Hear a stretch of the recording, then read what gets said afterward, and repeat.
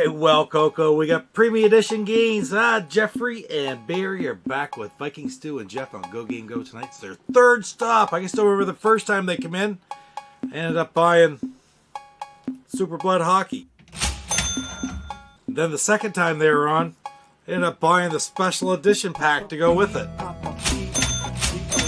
Now they're back on the show with the release of Series 3.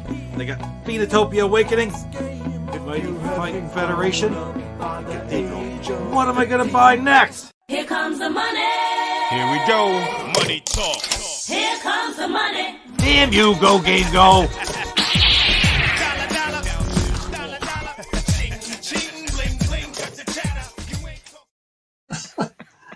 All right. That was something Oh my else. god! Holy crap! That was amazing. Welcome to GoGameGo, and we've got premium edition games here tonight. Welcome to Gangsta Night with Papa Pete. Welcome, Barry, to the show. Thanks so What's much shaking? for having me back. It has been absolutely crazy over the past few weeks, as you can imagine. And, thank you, guys, for allowing us back on. I know Papa Pete did that beautiful introduction, which I was not expecting was fantastic. And I'm so sad that Jeff missed it. He's going to have to watch back. He will be joining us halfway through the show. It's Survivor night for him and his family, so he can't miss that. So he'll be joining us. The beauty of it is that Pete it's always so brilliant that it's always worth a rerun. So if you missed it at the beginning, we always play it at the end. Oh, yeah, there you go. Yeah. Definitely got to play it at the end. Yeah, because it's like a Lay's potato chip. You can't just have it just once. So I'm sure Pete really appreciates that. I know we do. Barry, you want to tell everyone about premium edition games? What you guys do? Yeah, sure. This is our third appearance, which is awesome. And if you missed our first two appearances and you're new and it's the first time you're hearing about us, welcome. We are premium edition games. I say that as a collective we. Obviously, I'm one singular person. The rest of the team are, not here right now. But we are a physical publisher for the Nintendo Switch. So we take digital-only titles and we bring them out physically. But we don't just stop at, here's the cart, here's some, artwork. Here you go. We like to go above and beyond, which is why our standards are just the premiums, and it only goes up from there. So with each of our releases, you're getting the full game on card, which we feel is super important for preservation. You're getting a full color manual. You're getting out artwork and inlay artwork. You're getting a slipcase and sleeve, which is really cool. And then you're getting a challenge card. And every one of our games comes with a challenge card that is a challenge right from the developer. And should you do it, you actually earn one of these patches like I'm wearing right now. And every game has a patch. So, it's like Pokemon. You got to collect them all. Excellent. So this is Series 3. Yes. So how many games did you do for Series 1 and Series 2? Series 1 and Series 2 were 2 games apiece. And we were like, you know what? We're going to go slowly. That's something we do. We always go slowly because we understand, people have only so much money to spend. And there's so many different companies out there and so many games. So Series 1, we had Super Blood Hockey and Pigeon Dev Games Collection. Thank you for the support, Papa Pete. I see you now in the chat. So thank you for that wonderful introduction now that you're here. And then Series 2, we had A Robot Named Fight, and we had Demon's Tier Plus. And we teased Cathedral. So now going into Series 3, we were going to do 2 games, but the opportunity came about that we could do a third game. We got a new designer that joined us to help out Jeff, and we said, you know what, let's go with it. Let's see how it works. So now we got 3 games, which some people actually are upset at us about. Like, I put aside money for 2, and now I've got a third game to worry about. And I'm like, I'm sorry. But our games, the cool thing is our games are open pre-order. So the standard premiums are open pre-order from November 16th, which was yesterday, until December 16th. So they're, as many copies as you want, they will not sell out. The retros, now those are limited to 500 on the website. And as of this time, Cathedral and Phoenotopia are almost sold out. And Mighty Fight is not far behind. So a lot of people like the retros. They got some really cool stuff in them. The retro box is awesome, and all three of the games come with soundtracks. And if you listen to like the trailers, like in our direct, you could just hear just a small sample of the music, and the music in these games is incredible. So, are any of the games, Barry, going to have a like a strategy guide like you did with this one or two of those already? Yeah, we did two.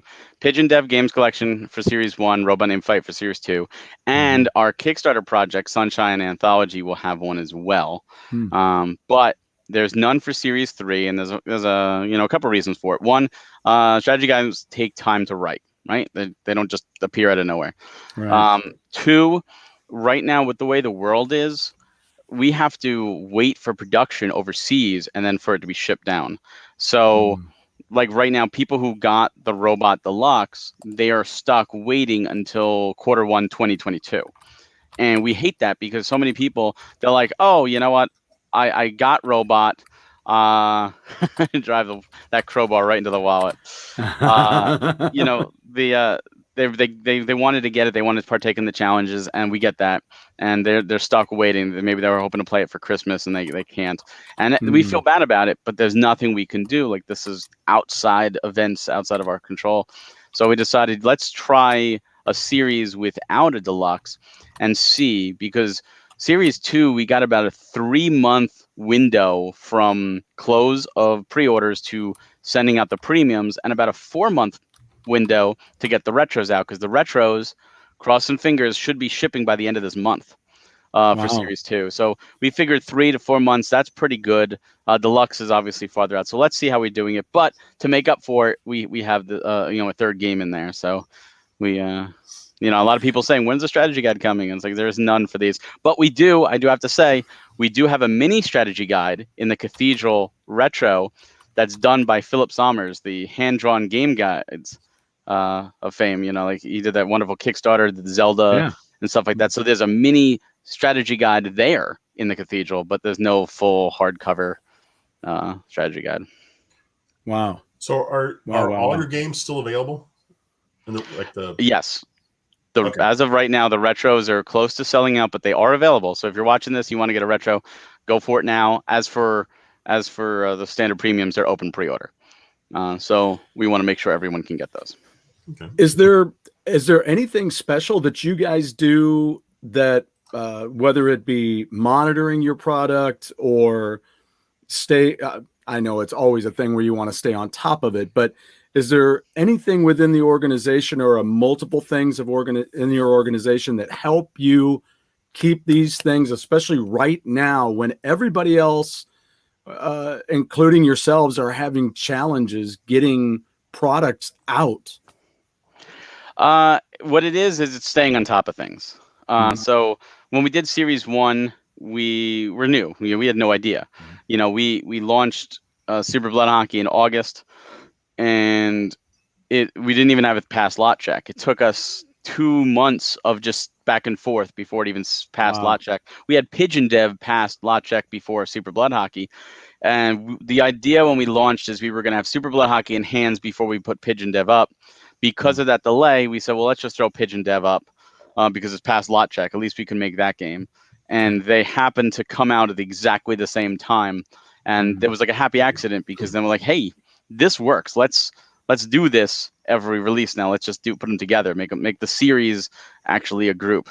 But yeah, we're ahead of the game in terms of art. Now that a lot of the art for Series 3 is finalized, we're looking into our Series 4 titles, and we're starting to think about what to do, and working about the lot check and start brainstorming ideas. Like, we're still there's still things that need to be done, like the manual still needs to be written and stuff like that. So that's going to obviously take priority, but we're still, in the back of our minds, we're trying to think ahead to get ahead of the game. And we've got like the Chinese New Year's coming up, which obviously shuts down a lot of production. Right. So, we are trying to base things around real world stuff like that. And if things get delayed, out of our control, the ports get even worse than they are now, all we could do is ask everybody to be a little more patient, because it affects us too. We're not doing it on purpose. I promise.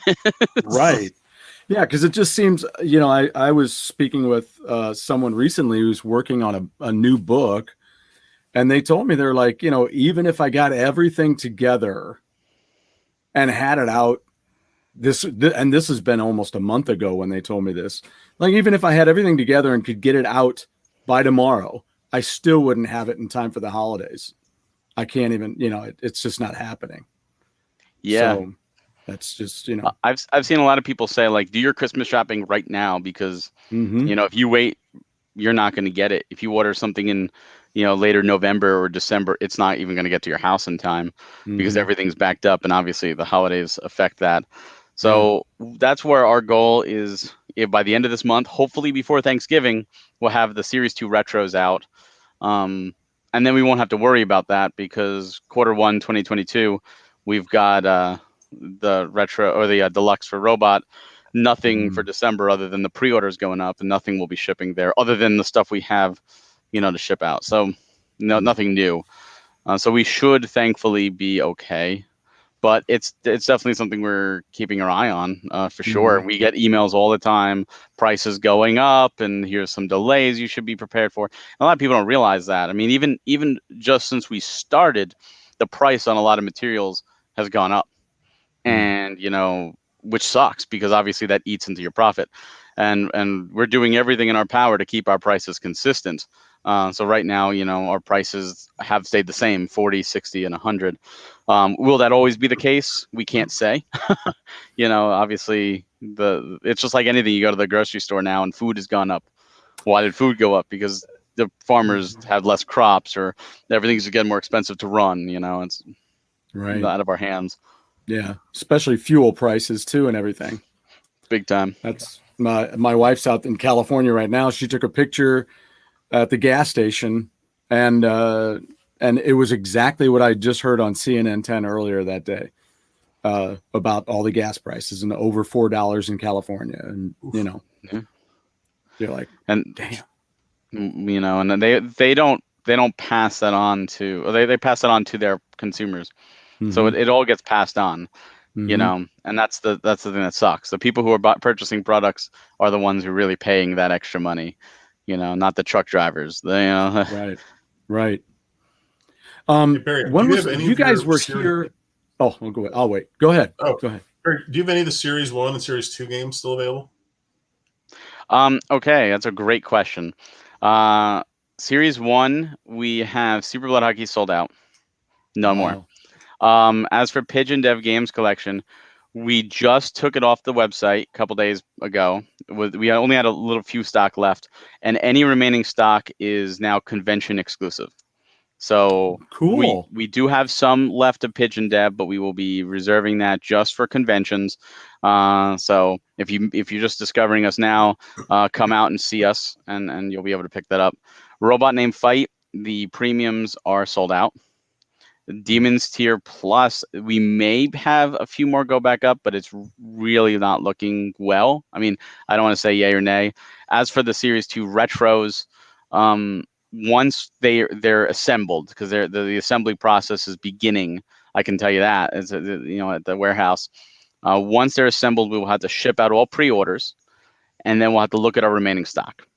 And if we have any remaining, they will go up on our webpage, but they will go up after December 16th. We do not want to compete with Series 3. So, you don't have to worry about, it'll be afterwards, and we'll announce it beforehand, like a second chance sale. Because if we do have any, absolutely, but we don't want to say, oh yeah, we've got enough, and then suddenly go, oh, we oversold. Yeah.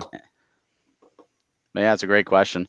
And a lot of people, with the cons, they're just discovering us, and they're like, oh, I want Super Blood Hockey. That looks great. And I'm like, I don't have any. What cons are you guys going to, Barry?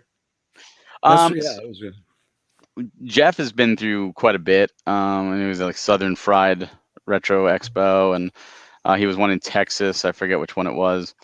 And just recently, Jeff, JP, and I, we went to Too Many Games in Philadelphia, which was a lot of fun. It was the first time the three of us were actually all physically together.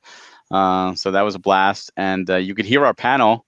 We put our panel up on the Switch Mania Playcast, so that's actually on PremiumEditionGames.com under the Switch Mania Playcast tab. You can hear our panel, and all the cons we went to, you can hear the panels. And then just not this past weekend, but the weekend beforehand, Jeff and Frank went over to Midwest Gaming Classic, and JP and I went up to Retro World Expo in Connecticut.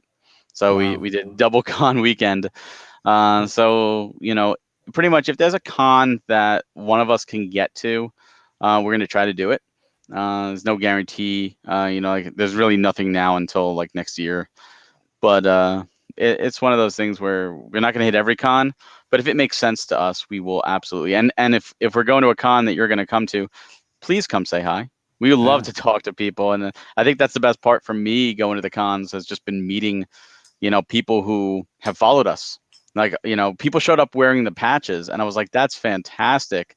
You know, they came with their games. They're like pulled Super Blood Hockey out of their backpack. Like, would you please sign it? And it was like, what? You know, like this is so crazy to think that someone wants our signature, but it's really, really humbling and wonderful. And just meeting everybody has been truly the best part because we wouldn't be here without everybody. Right. I think it's that connection thing. There's a certain something that there is about, can you sign this for me? You know, because especially when you're out there in the public and you're pressing the flesh and people are like, oh man, could you sign this for me? Which is like, you know, I've been in local bands and people have asked me that on a certain night that's special to them. And they're like, could you sign this? I'm like, well, yeah, sure. Of course. I'm just little old me. Sure. You know, it's, they have a connection. I just went and saw Angel recently and had a chance to meet them and hang out. And, you know, there's still things I'd love for them to sign. And just I think for me, just the most humbling thing was just when meeting them face to face, just how, like, it didn't matter that we were now not on the computer. Conversations just flowed. And we had a couple people hang out with us the last day of Too Many Games. And they didn't go shopping. They literally just hung out at our booth. They just hung out and chilled. And it was wonderful. We were just talking. They helped us pack up. You know, really, really just it was amazing to have them be part of the community. And we took the banner down, you know, this premium edition games, like, you know, in the booth for the con.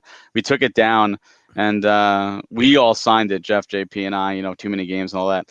And I took it home, but I told there was 3 of them. I told them, I said, you guys need to sign this too. I said, because you're here, you're part of this experience. And they're like, really? Like us? I'm like, no, you know, you be a part of this. And then it happened to be my birthday. So we went out for my birthday dinner and we treated the 3 of them to dinner. We all just went out together and hung out. And it was just an awesome experience to really have that connection because that's, you know, we're from the community. Our company was birthed from the Switch community, from the gaming collecting community. So whenever we can give back, whenever we can be inclusive, we absolutely want to do it because, again, we wouldn't be here if it wasn't for this amazing support. Yeah. Now, what can a person, if they go to a con and they go to your booth, what can they expect? What do they see there? Do you have something they can play, or do you have what? We don't have anything to play now. We've discussed having a monitor playing some trailers because there's only so many times you could describe a game. And it's like, here, watch the trailer. You know, we talked about maybe getting like a Switch to play. You know, some of our games are like, you know, playing Cathedral. You really can't get into it. You know, it's such a big game. Same with like Phoenotopia. But something like Mighty Fight Federation would be perfect. Come in, play a match. But you know, the games we have for sale, obviously you could purchase them. Sometimes we have bonus stuff. We have like some of Jeff's books we'll have there at Retro World Expo. JP's wife just wrote a book. And so we had that there. It had nothing to do with video games, but we're like, it's a children's book. Let's bring it in there. And we sold them, you know, we're just like, here, you know, you have kids at home. Boom. It was great. Yeah. Because if you tend to like the quality of one product, another product within that same area or knowing those same people goes really well too. Yeah, that's great. A lot of people came. They saw the books and they had never heard of us. You know, like I'm gonna say about 85% of the people that we've seen at cons have never heard of us. So this was their introduction. So we got to really face to face here. Let us tell you about us. And then the panels, you know, the Midwest panel and the Retro World panel will be up on the website as well. We're spacing them out, so you're not like here they all are. And just when I've seen people come to our booth and then come to our panel later, and then like post on social media like, oh yeah, I was just at the panel and I learned a lot, and really cool guys. Like, to me, that was like it brought tears to my eyes. It was like, oh my god, like this is so cool. This is why we're doing what we're doing, because we can really make those connections. And Absolutely. the last time we were on, we hadn't been able to do that because COVID was more rampant. Cons were just starting to come back, Right. and it's almost feels like a different world than when Series 2 launched.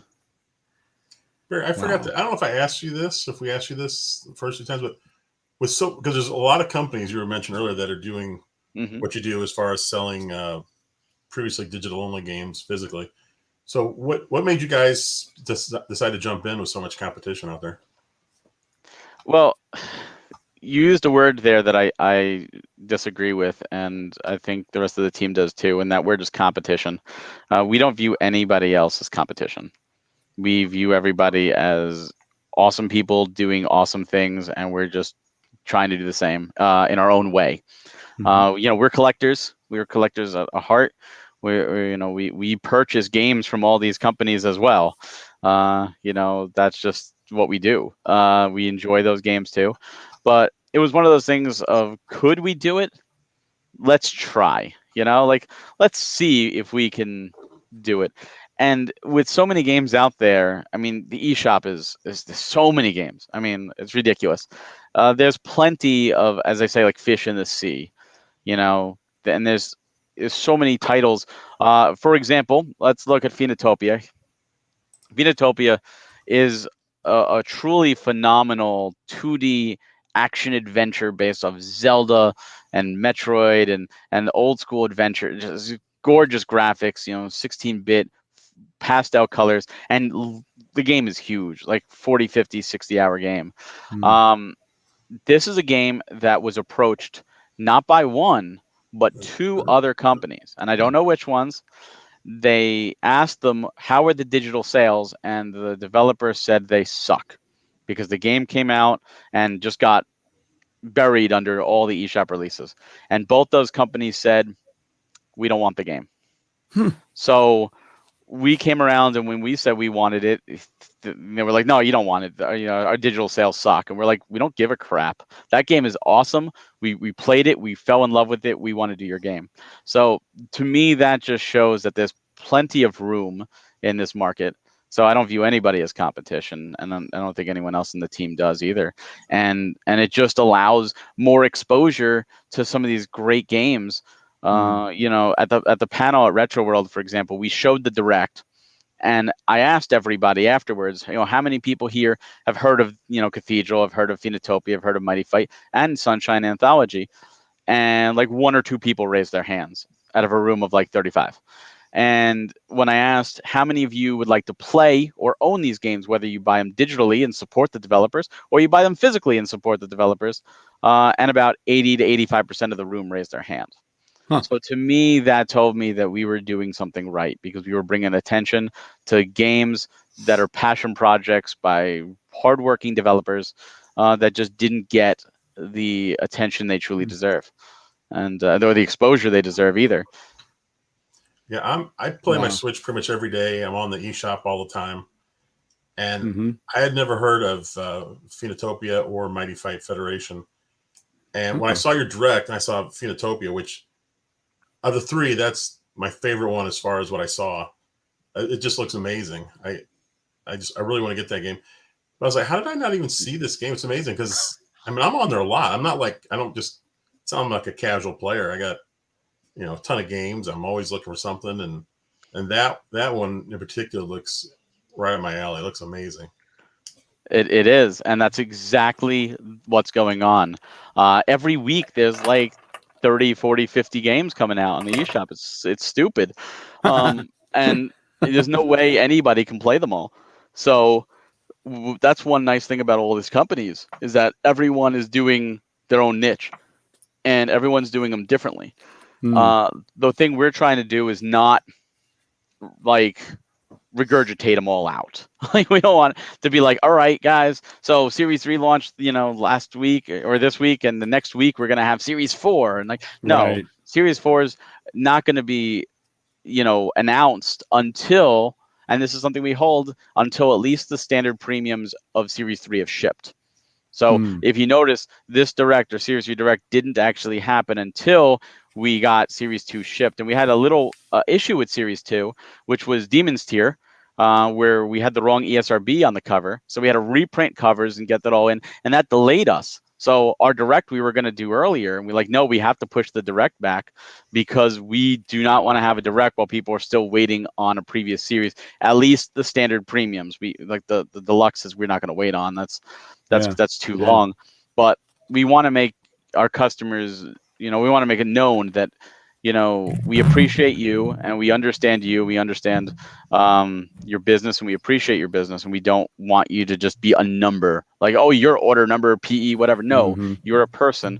We value you and we want to make sure you get your product before we show off the new stuff. And that hopefully will help people purchase in confidence because they know, oh, I'm going to get my product. Absolutely. Oh, So, there he is. Hey, Mike. So what do you like so much about Phoenotopia? What do I like? Well, I drew you mean, to it? for me, initially the graphics for Phoenotopia. I'm a Zelda nut.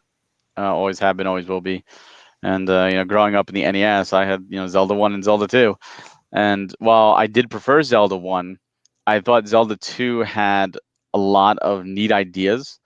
And this game takes those ideas and expands them to the next level. Obviously, technology is much better. They're able to do a lot of things. And for me, the story goes, like you're expecting the story to go right, and the story goes left. Like, there's a lot of that cool stuff. And there's a lot of outside the box thinking. And for example, one of the puzzles, because there's puzzles, just an example of the outside the box thinking, you need to get into a place. And the only way to get into this place is with an ID. So you have to find a quest to get an ID.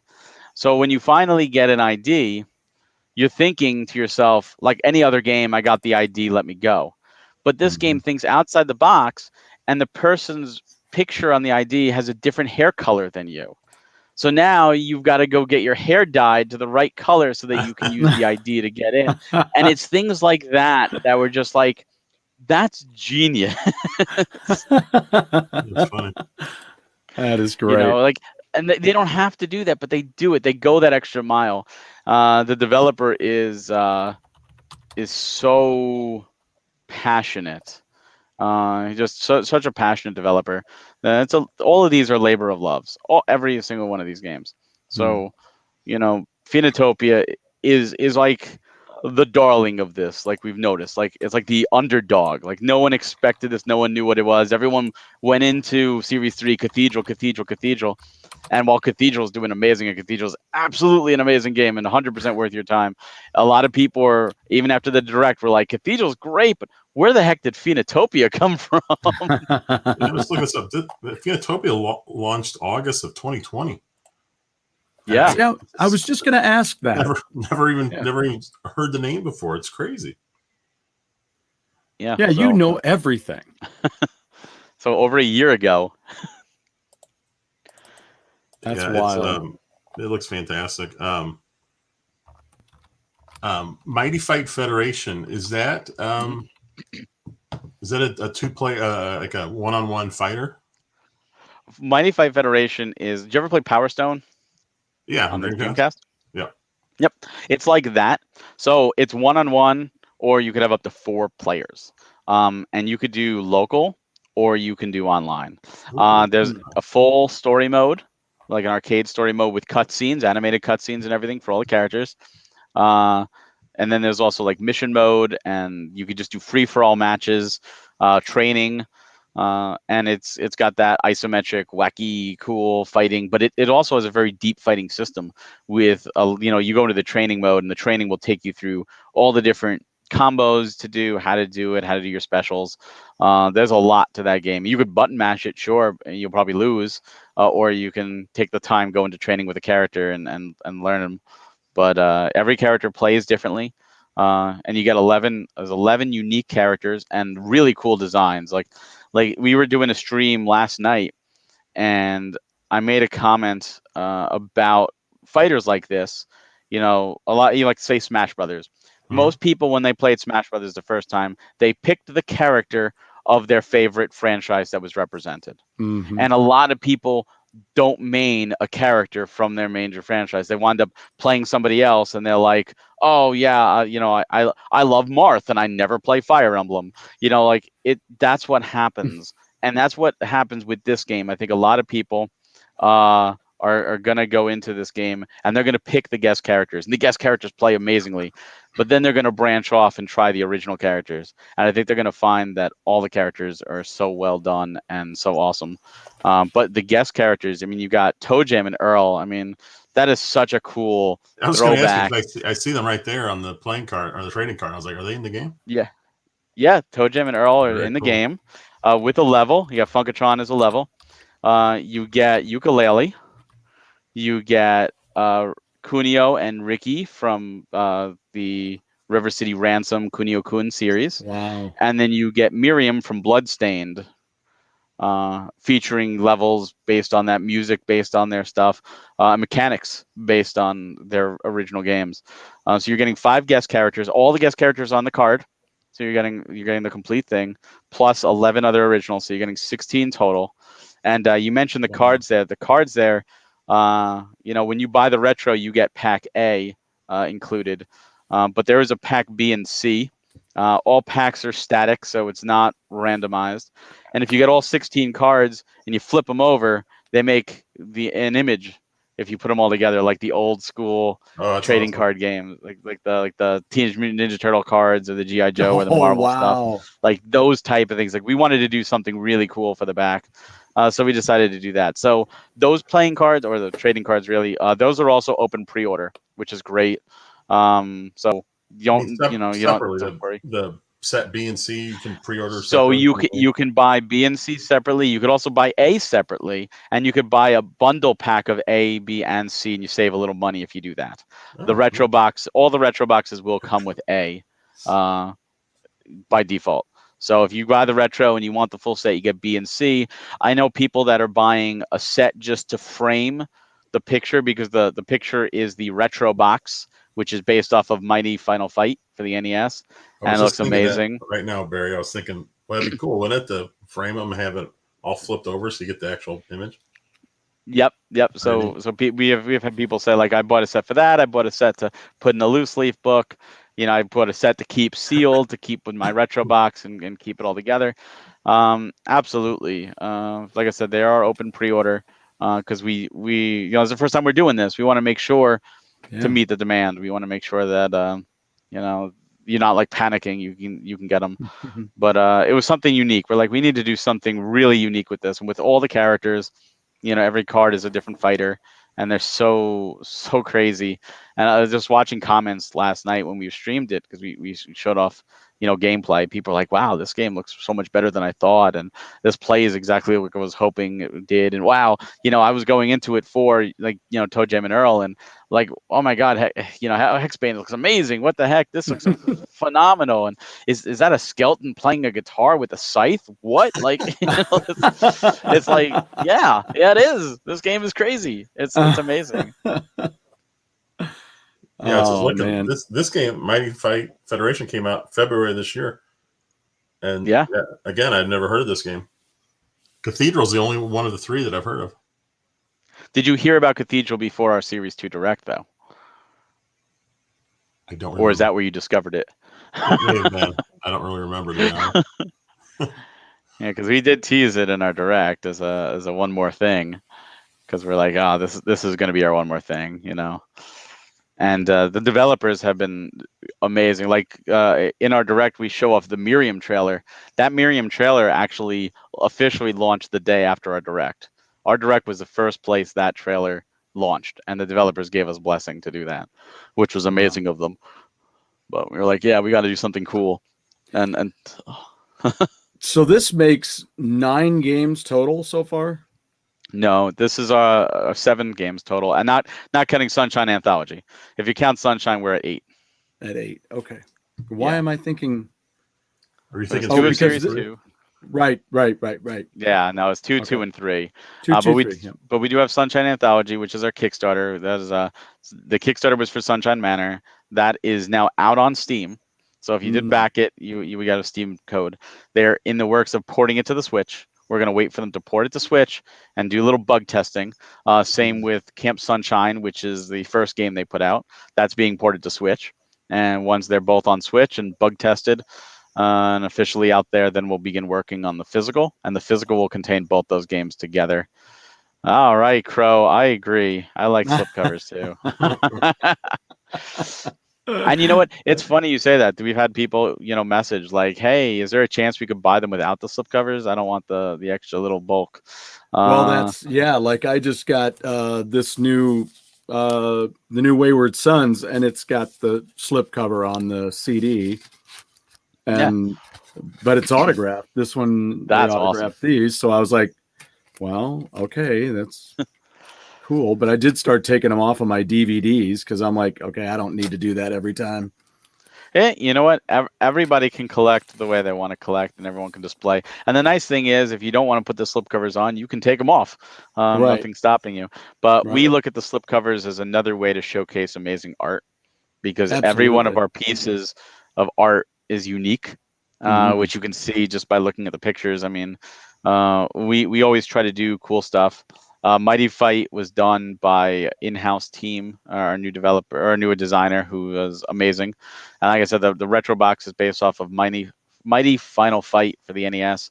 The CD soundtrack is based off of Power Stone on the Dreamcast, and the slipcover is based off of Power Stone Collection and all those PSP Capcom games that they released early on with the Ring. Wow. So we really wanted to pay homage. Cathedral, all that art is just original and amazing, and that Paul Niemeyer did the slipcover for Cathedral. The developer said like the retro box and the slipcover blew his mind. Like, I can't believe that art exists now for my game, which is great. And then Phoenotopia, we did nothing for Phoenotopia. That was all the developer. He had plans for stuff. He had unused art. Some of it's even fan art from his community that they paid and gave a blessing that we can use. So he had all this stuff ready to go, and he's like, yeah, here, I want this, and his own designer.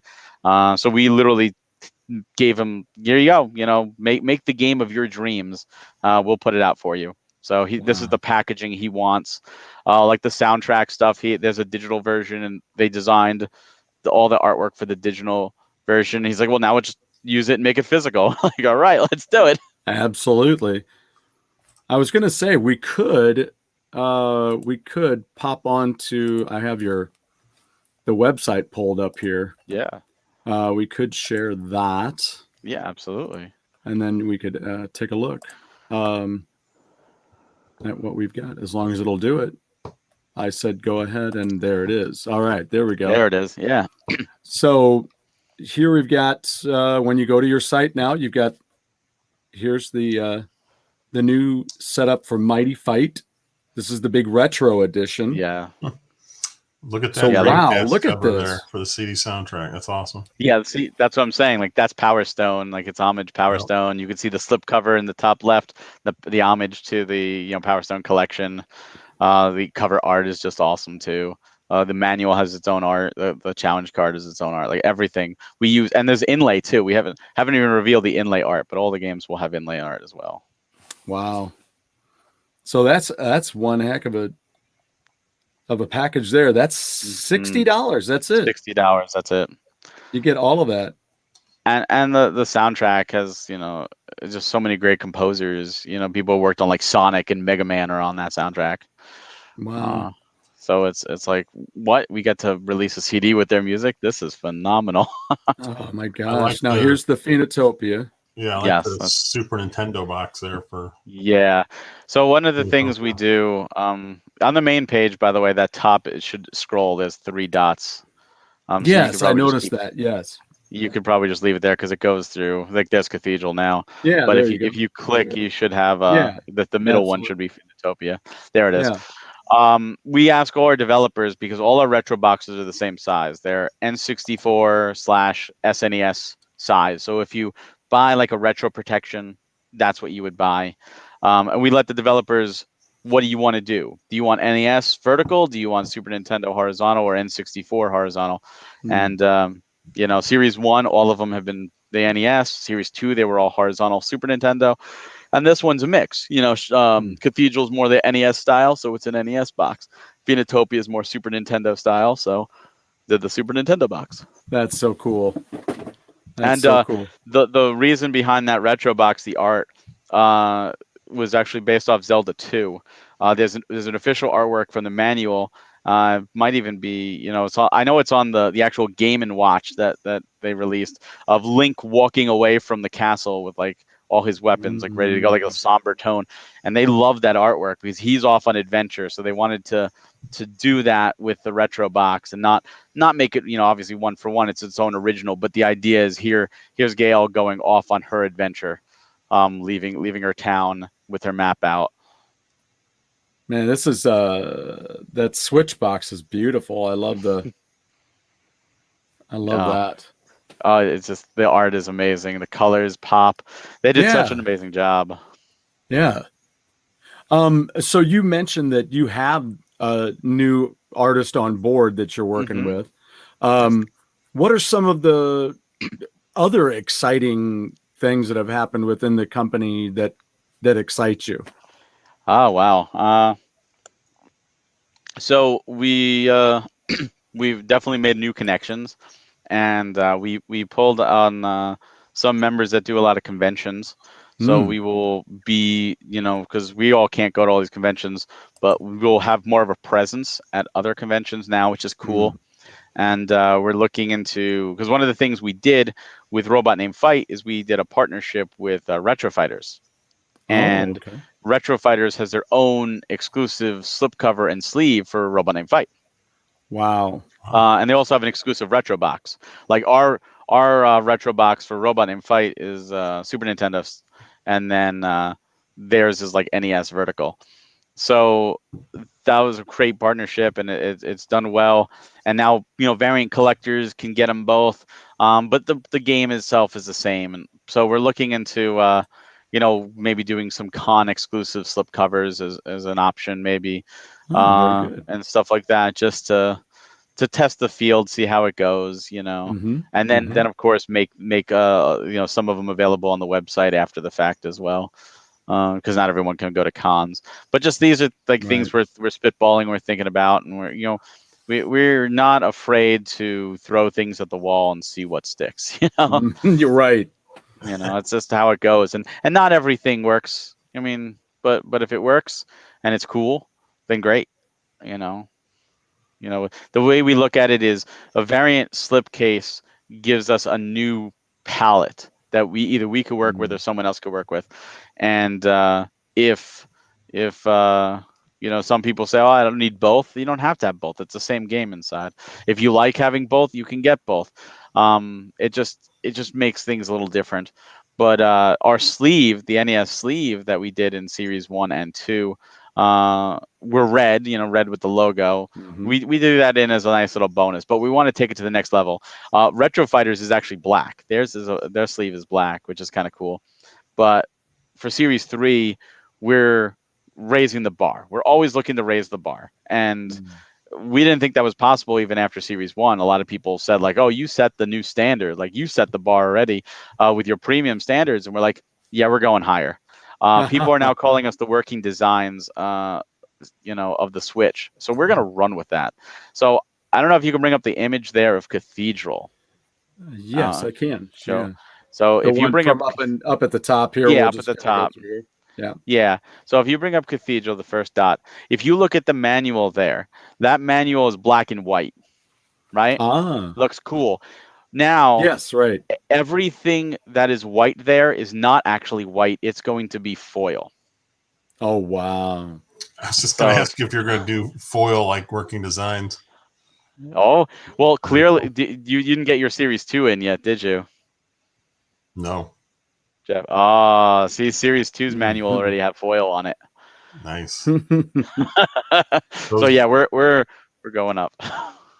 Yeah. Being compared to working designs is high praise, Barry. Those guys Yes, are awesome. it is. We were all fans of working designs, Sega CD, Saturn, PlayStation 1, PlayStation 2. We love working designs. So to be compared to that, it's wow. So we need to live up to it for sure. And we're gonna do our best. We're gonna try and do some cool stuff. But that's some of the things we're trying to raise the bar on, and we're trying to always evolve. We don't want to stay static. We want to always evolve, and that's one of the things like we did with the slip covers. Our Series 3 ones are completely unique, and we showed off in our Discord, because we have a Premium Edition Games Discord. We showed off the Cathedral slipcase in the Cathedral. We have a Cathedral channel. And what's funny is we showed that off after the Direct, where we had a live Q&A in there, and the developer of Cathedral was in the voice chat with us, and he hadn't seen it yet. So people got to hear him see it for the first time, and he was just like, "Oh my god, that's awesome!" And one of those things that I love about when we do things in series like this is so many times you think about it. You're a developer, right? You put a game out. You look at everybody else as competition, right? I mean, someone's got $20 to spend. If they buy someone else's game, they didn't buy your game. So you look at everybody else as competition. Well, because we do these in series, we don't want competition. We want our developers to appreciate each other because everyone's working together. For example, say you knew Cathedral and you decided to come to the webpage, and now you see Phoenotopia, now you see Mighty Fight, and you're like, oh, okay, well now maybe I'll get all three. They're helping each other. And the same, like, oh, I'm a big Bloodstained fan, and oh, I could, I got to get, Mighty Fight for Miriam, and like, oh, well, Cathedral looks cool, maybe I'll pick that up too. So they help each other, which I love, and no one's pitted against each other. They're like a team. And I was talking with Eric, the developer of Cathedral, and I said, what do you think of your series mates? And he's like, fantastic. He's like, I can't believe that I'm paired with them. They're great. And then he sent me a screenshot from his computer with the caption, I couldn't resist. And it was him purchasing the retro edition for Phoenotopia Awakening. So like to me, that's a win. Like, you know what? That's cool. You have a developer supporting another developer, just because, like, you know what? He hadn't heard of Phoenotopia before we showed the Direct, and he didn't know that he was paired with. And to me, that's really cool. That's really bringing attention and bringing people together. Wow. Oh, geez. You got a bot in there.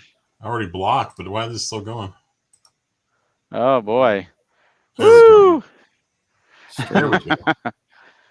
Yeah, I gotta love them. Those weird things. Oh, and I did see earlier, and I didn't mean to ignore. Born Distracted asked. Yes, about pets. Well, he asked two questions.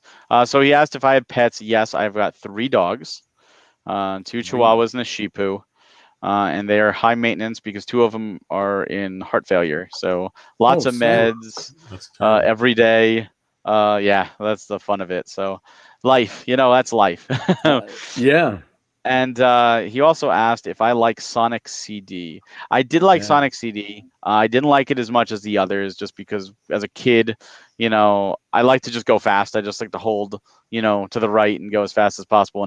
And CD had the whole pass feature stuff. So I didn't care for it as much, but it was still an excellent game for sure. But I'm sorry that I didn't see those messages beforehand, but I did want to address them. I didn't want you to feel like you were ignored, because you absolutely are not. I appreciate them. Yeah, there's just so much to talk about. Exactly. There's something to. I just found this today. I know this has nothing to do with anything that we're talking about, except for the fact we're talking about retro stuff. I did this in grade school. Oh, awesome. And I just had to. Oh, wow. I was gonna show it because I love comic books all the way back. That's very cool. And we had this wine bottle at the house. And I really wasn't really into Thor back then, but now, that's my life. The Viking, Thor. And there, I did that right there. So I was like, oh, yeah, cool. And there's Doc Savage. And, Howard the Duck is on here. There you go. Right next to Doc Savage, you got Howard the Duck. That is so cool. And Deathlock. A little bit of Deathlock. And, but yeah, I just found this the other day. And there's been, oh, my God. There's been times where I've thought, I got to throw this out. I mean, I don't need this anymore. And then every time I see it, like today, I'm like, no, I'm glad I didn't throw that out. No. But look at this guy. Oh my God. This is for JD, who's not with us tonight, but for Papa Pete and all our other hockey fans. That's Guard. He's in the negative zone. And when he takes his mask off, who is it? It's Johnny Storm. Human Torch? The Human Torch. It's his doppelganger in the negative zone is Guard. That's so cool. And the weird thing about that character, I got on the tour bus and talked with Sebastian Bach, who has tons of comics, and he has comics in a vault. And I was talking to him about Fantastic Four, and he's like, remember that one guy? Yeah, it was Johnny Storm, right? He was in the negative. I couldn't remember his name. He's like, he was a goalie. I go, I know. It was the weirdest thing. And then I remembered, I'm like, Guard is his name. It was Guard. So it's so weird. So weird. But Perfect I name. found that. You know today, what? so. Those are the kind of things you just want to hold on to because they have sentimentality, Yeah. And, again, as I get to this age, I'm just about ready for another major holiday in my life. For a birthday, and it's a holiday because I get my favorite cake, and as you get there, you're clearing things out. My favorite cake is either a white or yellow cake with white icing and coconut on top. Oh, I love very it. good. And so this year, I have a friend of mine who's going to make it for me. Because we always think about getting it at the last second, and then like Schnooks will usually have them, but they don't have them anymore on the reg. So I go, hey, can we order one? And they're like, yeah, you need to do that like 2 weeks ago. You're like, oh, everything's right. behind. Well, Okay. since you're doing some show and tell, I have something here I can show. Please. This is the Robot Name Fight Steelbook. Jeez. Oh man, I love the Steelbook stuff. So that is the front. Oh, that's There we've awesome got the artwork back. right there. This is all Erica and Frank. They're amazing. And then inside, we got the inside artwork. So these have now come in. So even the name on the spine, we keep it cool. Yeah, These have now come in. They are like I said, the retros are being assembled for Series 2. So even though we're talking Series 3, if you supported Series 2 and you got the retros, we didn't forget about you. That was the last component we were waiting on, and now that we've all seen it, we liked it. Assembly will begin. But yeah, there it is. It's not just a picture. It is actually here. You will be getting it soon. So I was like, oh, we got to show this off. But I couldn't because we posted an official video. Erica herself did it. She's the designer, like the head designer for it. And we gave her the honors. So like I've had it. And I'm like, I can't show it off until she does it. So I was Barry, just going to say. Do any of your Series 3 games, I'm sorry, Stuart. Do any of your Series 3 games, are any of them slightly different than the digital versions?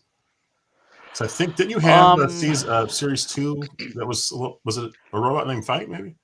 Wasn't one of them slightly different? Robot Named Fight has all of them. Series 1 Pigeon Dev Games Collection has different soundtrack. Okay. And Super Blood Hockey does have less bugs than the other one. No, as far as I'm aware, they're all the same. Although with Phenotopia, there was actually like right before we submitted, they actually said like, oh, someone found 2 bugs, and we're like, oh, perfect timing. Let's get those, those taken care of before the card. We do have a game in the pipeline that will have exclusive stuff.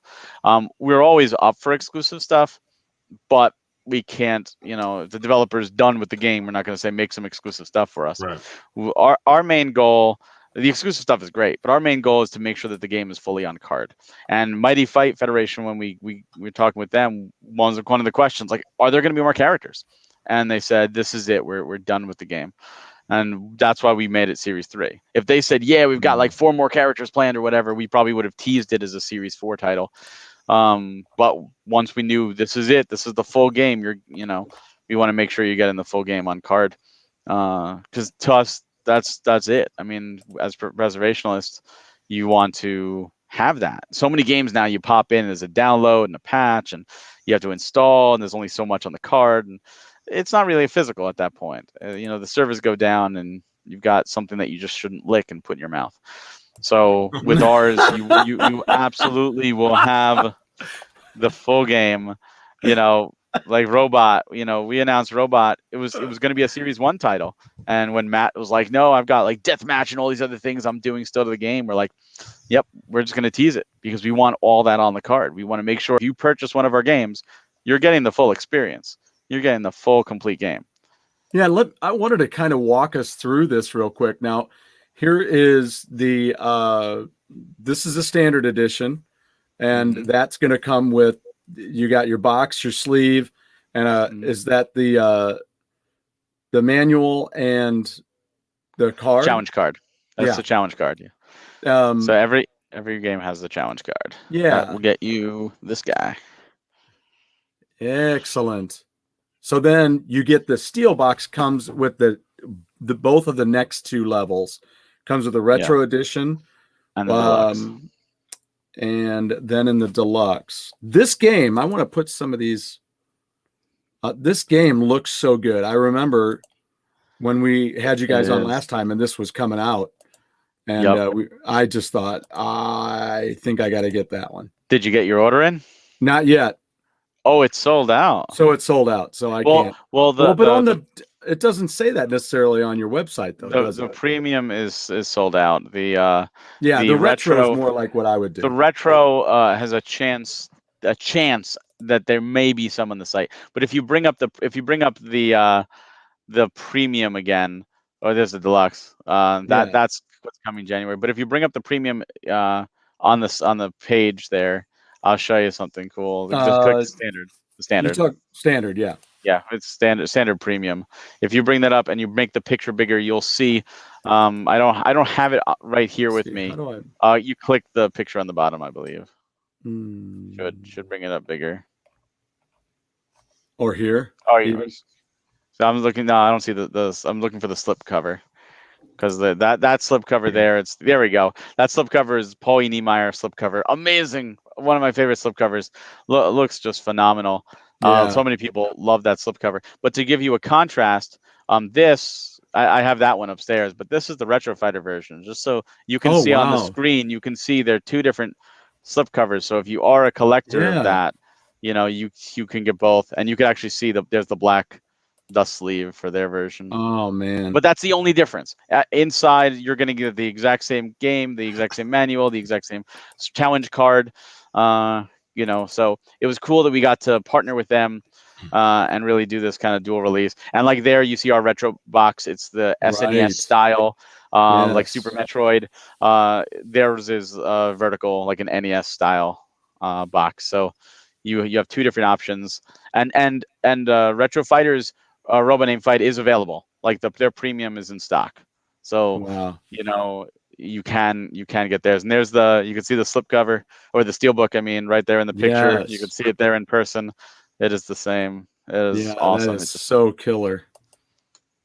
We go from concept to reality, and it's just so cool to see that. Yeah. Hey, Stuart, could you go to Cathedral? Sure can. Okay, Barry, what kind of game is Cathedral? I mean, just look from the name to looking at the artwork. I would think Castlevania, but then Stuart was going through some of the pictures, and some of it looked like a straight up platformer. So what kind of game is this? So Cathedral is a really amazing. It's a platformer. It's a picture Castlevania meets some Metroid meets a little Zelda meets some Shovel Knight, and that's what you get. You put all that in a pot, and this is what comes out. And Cathedral is one of those great games because it has a cold open. And what I mean by that is when you start the game, you start in the cathedral. And when you're playing the game, you're like, oh, okay, this is what it is. It's like Castlevania, you're going through Dracula's castle. And then what happens is you leave the cathedral. And the rest of the game just opens up. The cathedral is just one small piece to this huge, there's like 400 screens or something in the world map. Wow. And it's not roguelike. None of these games are roguelike. So they are static. So everything is as is. Wherever you just, if you find a spot to go to, that's there. Like if you find I need to, blow up this hole in the wall here late when I come back, you can make a note like mentally, like I come back, it's going to be there. But yeah, there's varying environments from jungles to poisonous dungeons to catacombs to graveyards to icy mountains. So look at this. Tropical. Yeah, look at that. You got a tropical area. Like the cathedral is just a small part to this game. And it is incredible what you can do. There's underwater sections. There's a whole underwater dungeon. So it's got the exploration of Metroid. It's got the platforming of Castlevania. It's got the dungeons of Zelda. And it's got a lot of that frantic gameplay of Shovel Knight. Wow. Truly amazing.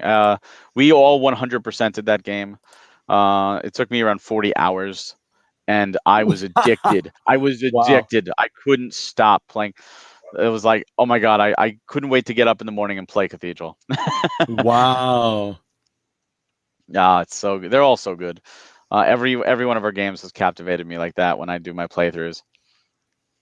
Now, when I had my math wrong earlier, one of the reasons I was mentioning it was because I was wondering, of those 7 games, let's just say the main 7, were those thought of or brought in by kind of the same couple of people, or are those like different thoughts from different people? In terms of how we got the games? Yeah, how you started thinking about, who said, oh, I think Cathedral would be a great idea.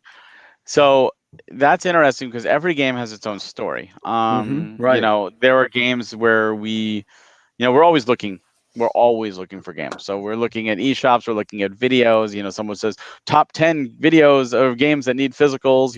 We'll look at things like that. We'll check things out. Not every game is available. We've reached out and some developers have said, no, I don't want a physical at all. Fair. Some have said someone else is doing it already. We can't tell you who. We're done. And then other times it's like, all right, yeah, sure. Play the game. Let us know what you think. So some developers we reached out to, and which was, what we had to do, especially starting off because no one knew who we were. And other developers reached out to us because now we're starting to do it. And Cathedral was one of those where it was a happy accident because we do also have in our Discord, we have a suggest a release channel. We want people to tell us the games they want because we'll look into them. Can't promise anything, but we will absolutely look into them. And it was a game that we wanted, and people kept suggesting it to us. Oh, get this game, get this game, get this game. So we went to get it, and it was already taken. Oh. And the publisher, the digital publisher, Elden Pixels, said, I can't give you this game because someone else already signed it. But we also have this other game, Cathedral. Would you like to check it out? And we're like, yeah. We took a look at the video and we're like, we want to play this game. And we played the game really quickly. And we're just we played maybe 15 minutes and we're like, we want contacts. We want this game. And no one looked at it. So we wound up, getting it. And sometimes happy accidents happen. Phenotopia, we had never heard about either. And it was, somebody did a suggest a release and someone suggested it. We looked into it. We contacted. We made things happen. So, if there's a game you really want to see physical, then I urge you, please, go to our Discord, put it in the suggested release channel, message us, tell us. Again, I can't promise any game because sometimes games are spoken for or they just don't want. One of the games I wanted to do was the fast racing RMX on the Switch. Love F-Zero. I was like, this would be so cool. I reached out to them and they're like, no, we just don't want a physical. They literally just told me they don't want to do physical. So I tried. I tried. If that's one you wanted, I definitely tried. But sometimes we can make things happen. And if the situation works, we will absolutely make things happen. Everything has to align. We have to agree to terms in the contract. If they say, yeah, we want 95% of the profit, we'll be like, your game could be amazing, but we're not doing it. We split everything with developers. We give back. So when you purchase a game from us, a lot of times the developers actually make more from the physical release than the digital sales, especially when some of them go, $5, whatever. They make more than that, per physical release. So yeah, right. It's one of those things where you're really supporting the developers, and they're all very happy because they get the money that they can now put towards new titles. And a lot of our developers that we've talked with are working on new titles. So who knows? Maybe we'll wind up putting out their new titles too when they're ready to be put out. Maybe we won't. But it's all about, building that relationship. And that's the cool thing is now that we've got 7 titles out there, more people are reaching out to us. Hey, I've seen what you've done. Cathedral's developer actually bought Super Blood Hockey, got the physical because they wanted to check out how it is. And he was like, oh my God, the packaging. He was like, I was blown away. I was like, good. You can see our work. Then you know what we're going to do for you and how we're going to handle you. And we've had other developers who are like, I don't know. So we've sent them like deluxes and like, just check it out. And they were like, oh my God, like the Pitch and Dev Deluxe is amazing. This is fantastic. And, like we can make this happen. Let's go. Because we're not opposed to more deluxes. It has to be the right game, of course. And we always, that's always part of the negotiation, but every game is going to get the standard premium and every game is going to get the retro, going forward. So you're guaranteed those 2 versions, which is great. And as long right now, hopefully we can keep them as is, not breaking the bank at 40 and 60. Right. I got a question for you. It might be a little odd question, but does the price of the game you're looking at matter? Like say there's a game on the Switch that's really cool and it's $3. Is there any problem trying to take a $3 game into a $40 physical? That's always something that we'll always get the naysayers. A Robot Named Fight, for example, went on sale for like $1.98 or something like that. So you always get those people go, well, I just paid $2 for it digitally instead. And you know what? That's great. You're supporting the developer.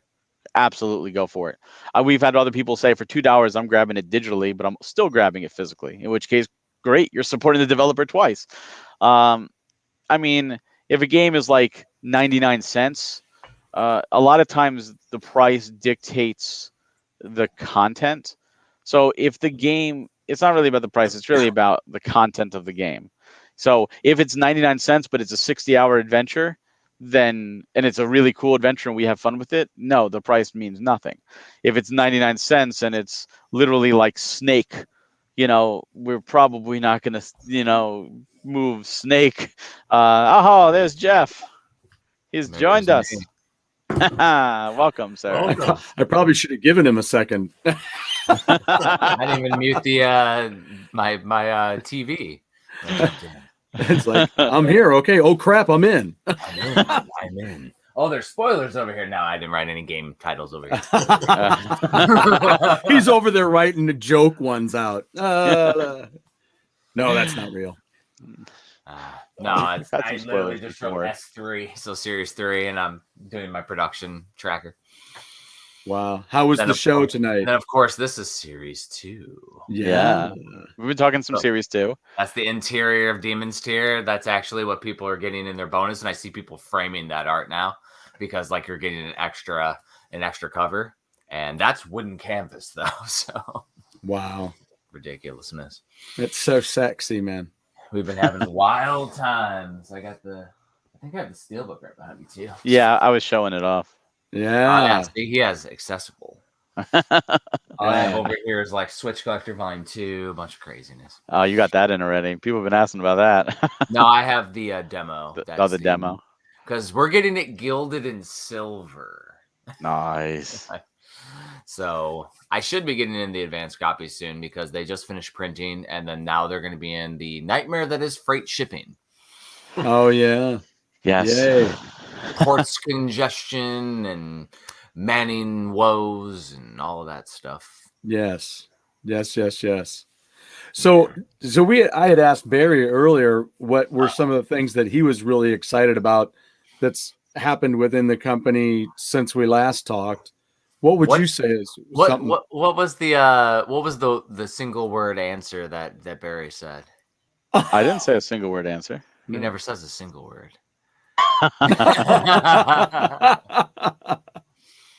Shush. Single word. Exactly.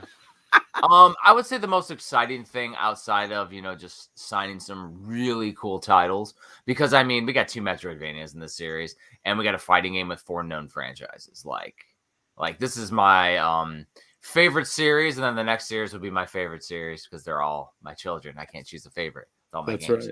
right. However, my favorite thing so far has been the expansion that we've had within our team.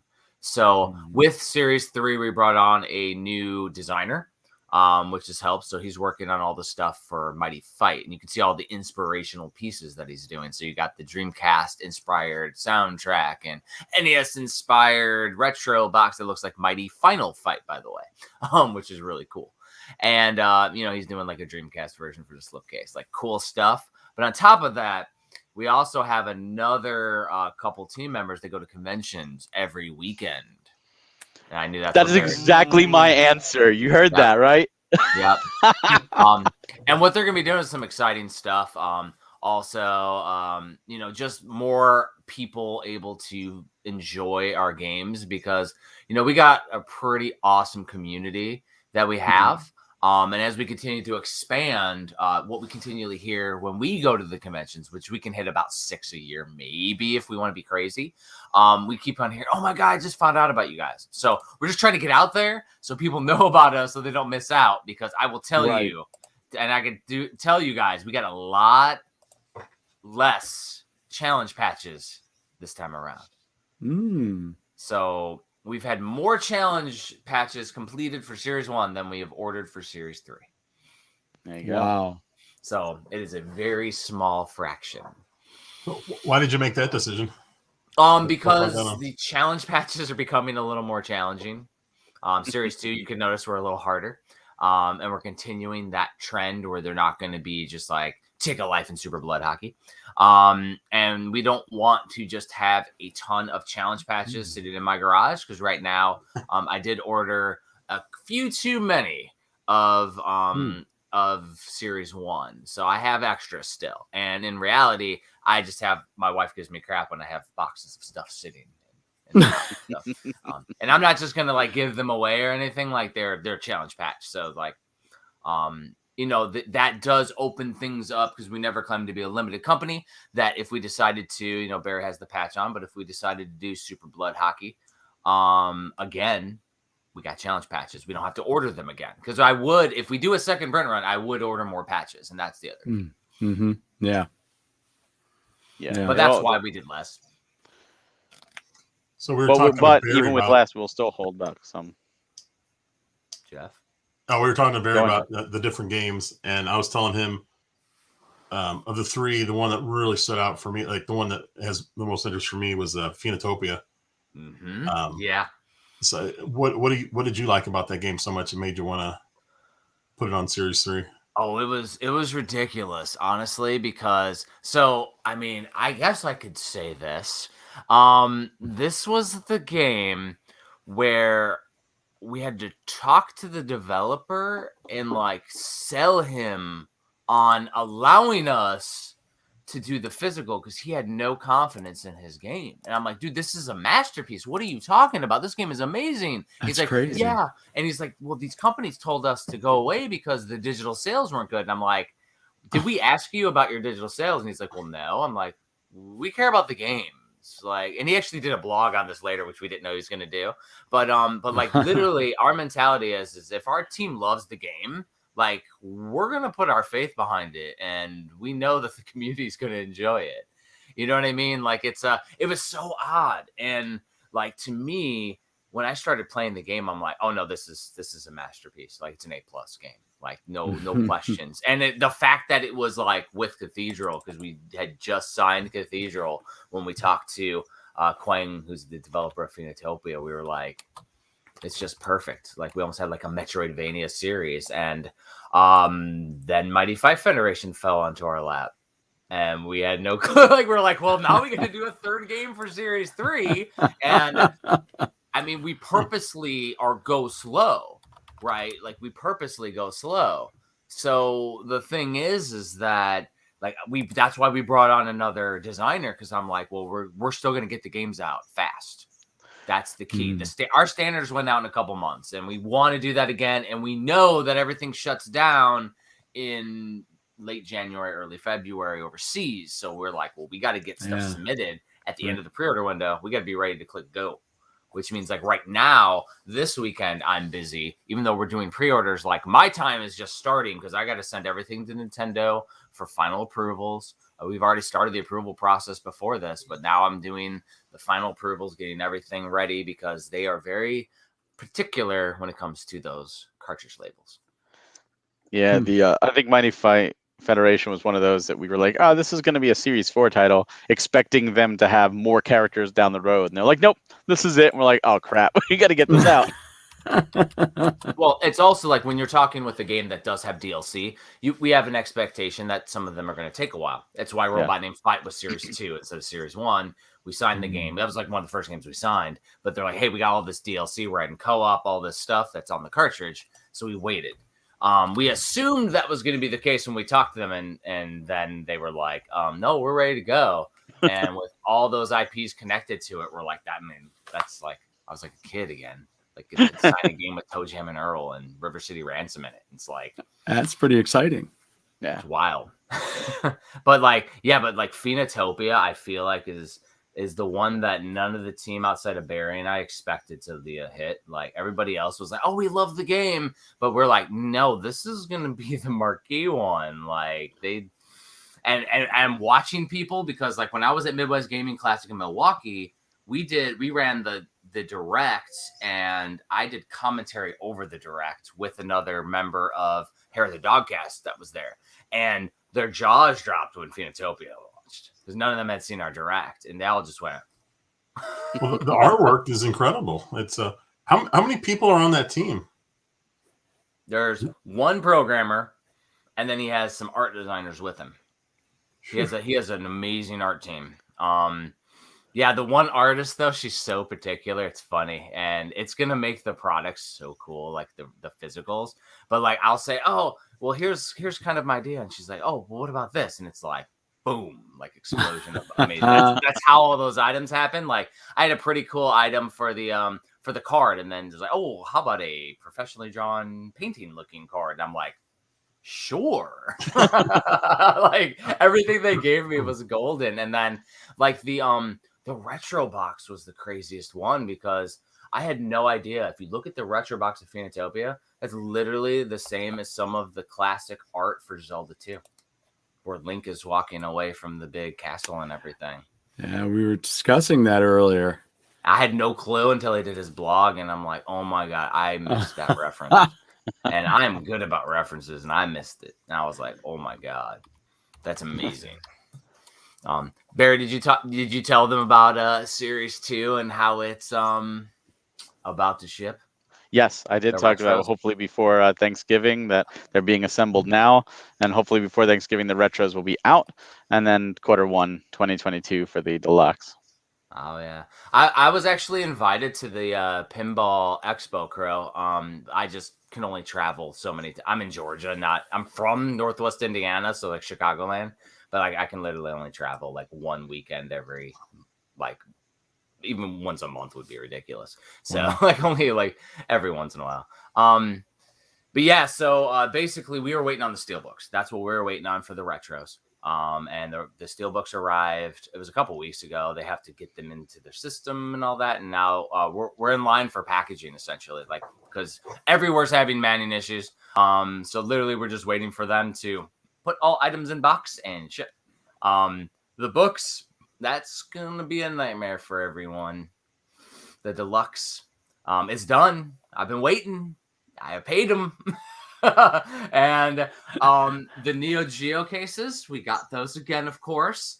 The Neo Geo cases had an unexpected delay, so it's the 17th right now. I was told the 22nd they should arrive. So that way they still got to size the slipcase. The book's been printed and ready. Like the strategy guides are done. They're sitting there. But literally he has to, because the strategy guides changed in width, the actual slipcase that we use for the deluxe case, like I have the one back here for Pigeon Death. It'll be a little wider or skinnier, depending. It'll be a little wider this time because this strategy guide's a little bigger. And you all saw the art for the strategy guide, right? I don't remember.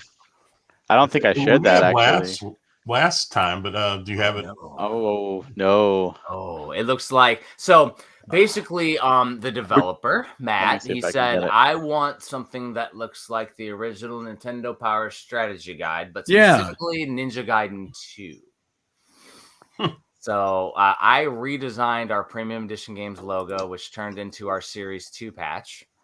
I saw it. I saw it earlier. I posted it around online. But yeah, it's on the product page for the deluxe for Robot Named Fight. Oh, is it there? Mm-hmm. Yeah, I added it there, as well as the amazing art from the deluxe box that was done by Nick Huddleston, who also did the Cathedral retro box. So that's a lot of little pieces. But like, oh my god, that's another amazing piece. But yeah, he wanted the design of. So that is not it. It should be down. But that is the outside. There it is.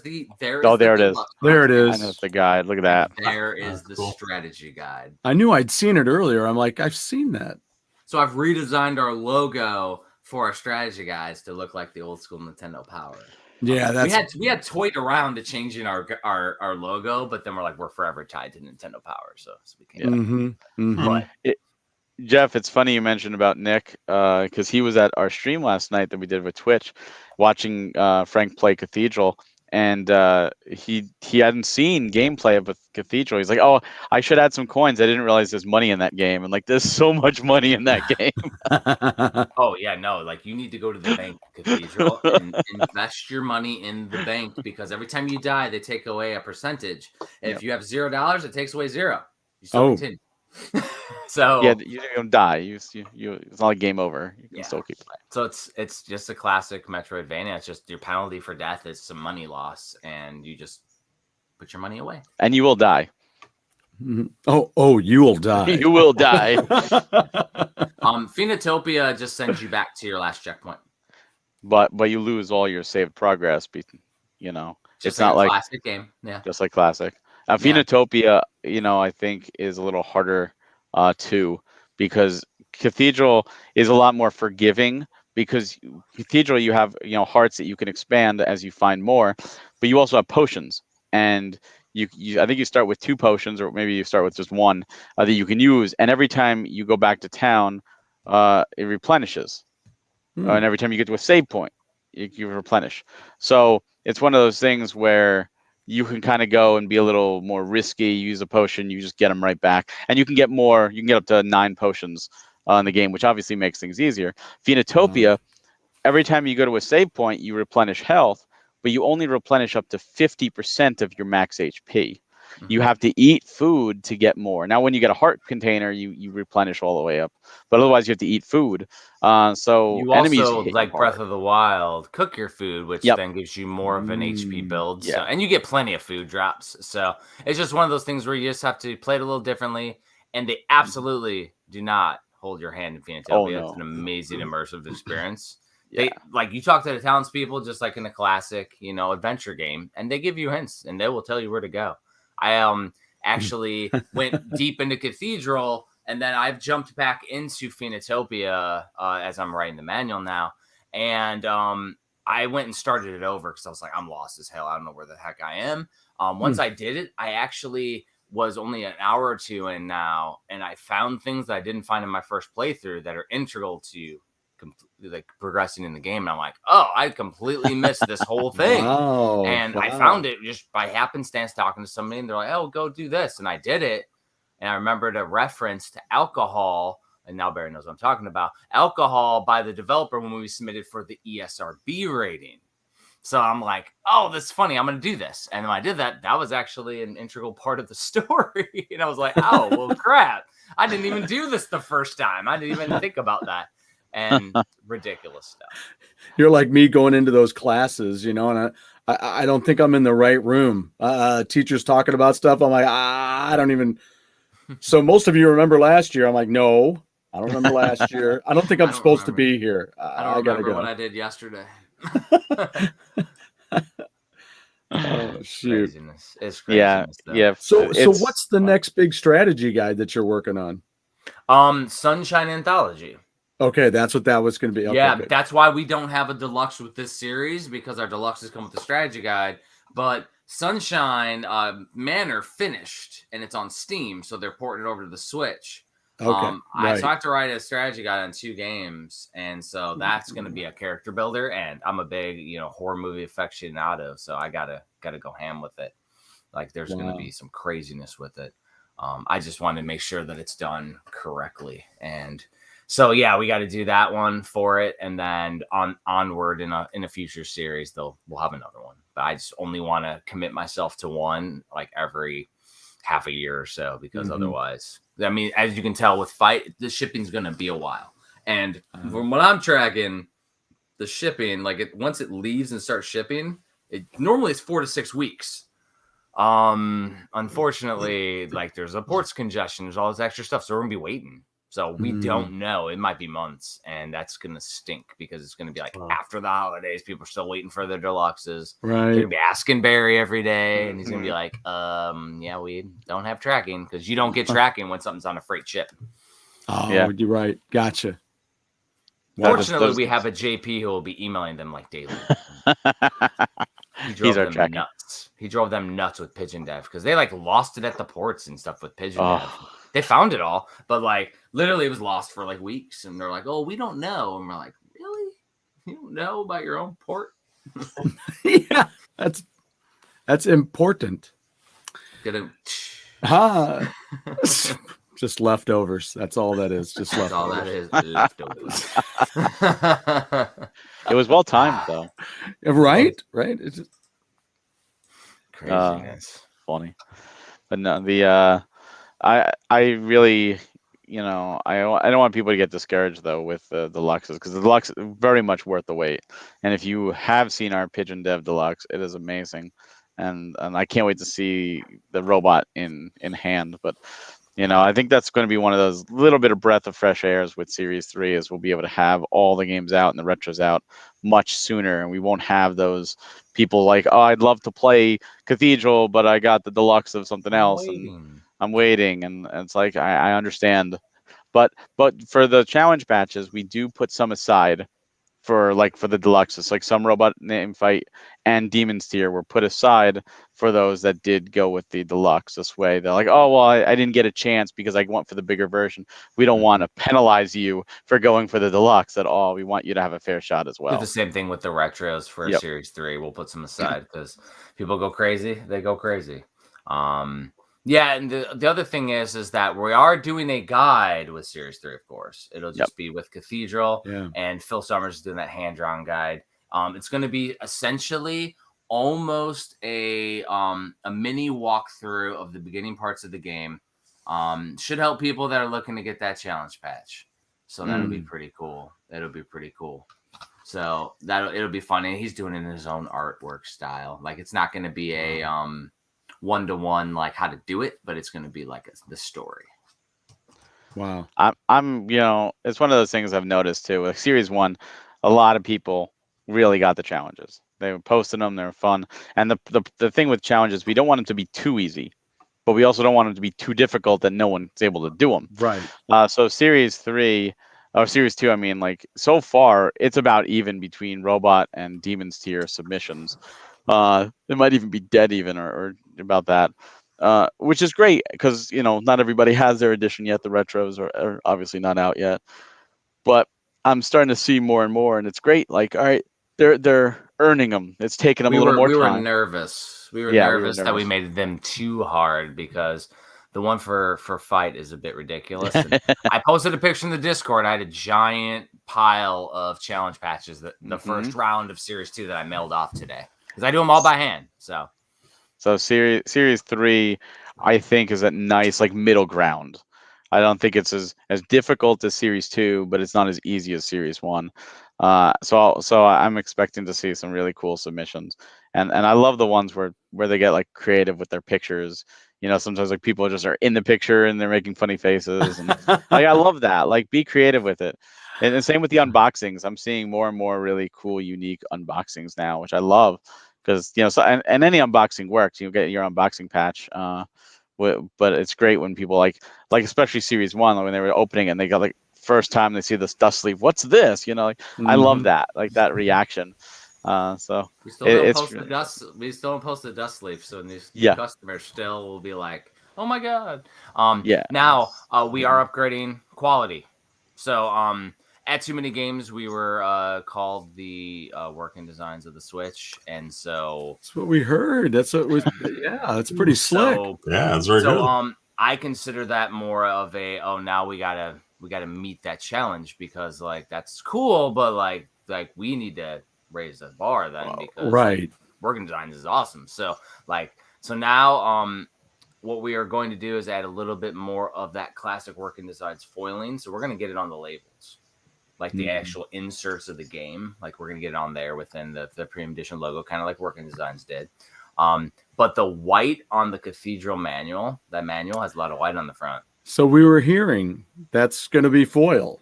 It's all going to be foil. Sweet. The other piece is that our slipcases are getting a major upgrade. Oh, major upgrade. So essentially, titanium, maybe. Yeah, titanium. Antimantium. Yes. Yeah. Oh, I wanted vibranium. I was going to say Series 4 vibranium. We got to upgrade it. No, it's going to be a very hard, hard quality card stock. There's not, because our current ones they fold into the back. It's actually one continuous piece.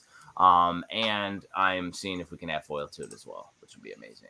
That's cool. Yes, he's checking right now. Our guy who's manufacturing, same guy who did the manuals for Series 2, so which are awesome, which has the foil. So yeah, we're looking at. He showed me a demo. He was actually at Midwest Gaming Classic, and he brought his slipcase. I'm like, ooh, it's like exactly the same size, a little bit thicker because the cardboard's a little bit thicker.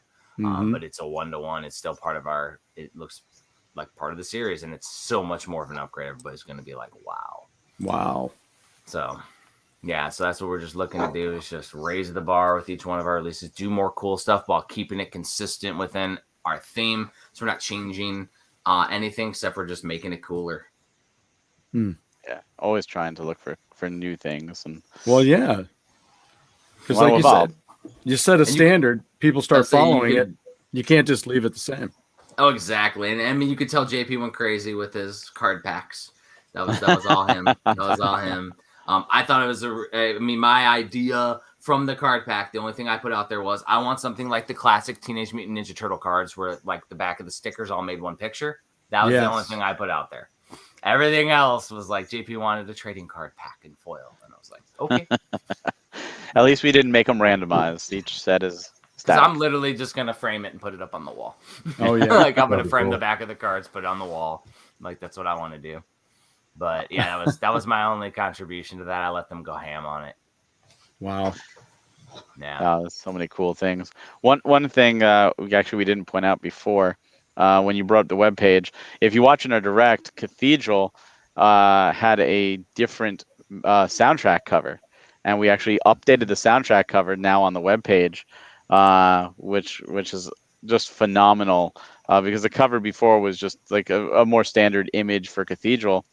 But But now, if you look at it, page. I haven't updated that page yet. Yeah. I was going to say, yeah, here, let's just go into here. I have those images created. I just haven't updated the page. We've had a lot of traffic on the website. yeah, so it's been a crazy. So yeah, if you bring that image up and you look in on the soundtrack in the bottom left, it is a brand new original piece that has all the villains in the game at the club, and the band are all the bosses in the game. That's playing the great. instruments. Yeah, I was like, it should zoom in because I kind of did the back end on the website. That's great. Yeah, it just takes a second on my computer. I gotta wait till it lets me go. Oh, okay. Yeah, now. but like Eric, the designer of Cathedral, he wanted this art piece here because I just created a general one, and I'm like, hey, if you guys got something cool, and they're like, oh, well, I have an artist that wants to take a stab at it. And I'm like, perfect. and you can see right there in the slipcase, this is the only slipcase this series that Paul Niemeyer's doing, and it's only because he's super busy. It's the only reason why Paul's not doing the rest. But that is a very metal cover, Cathedral. I love it. Yeah. I love it. And then here, if for anybody who's missed it earlier or wasn't maybe sure we were talking about, this black and white here is where the white will be foil. All foil. Yeah, so ridiculousness. Yeah. That's just ridiculous. I'm doing some extra pieces too, in other random spots throughout our release. That I'm doing something similar. I'm gonna do something similar. I think the back of the retro box of Cathedral as well. Wow, Oh, it's gonna be so nice. Yeah, because some of that stuff is reconceptualized artwork from screenshots and cutscenes within the game. I get excited for you guys every time we talk. I'm just like, man, this would be.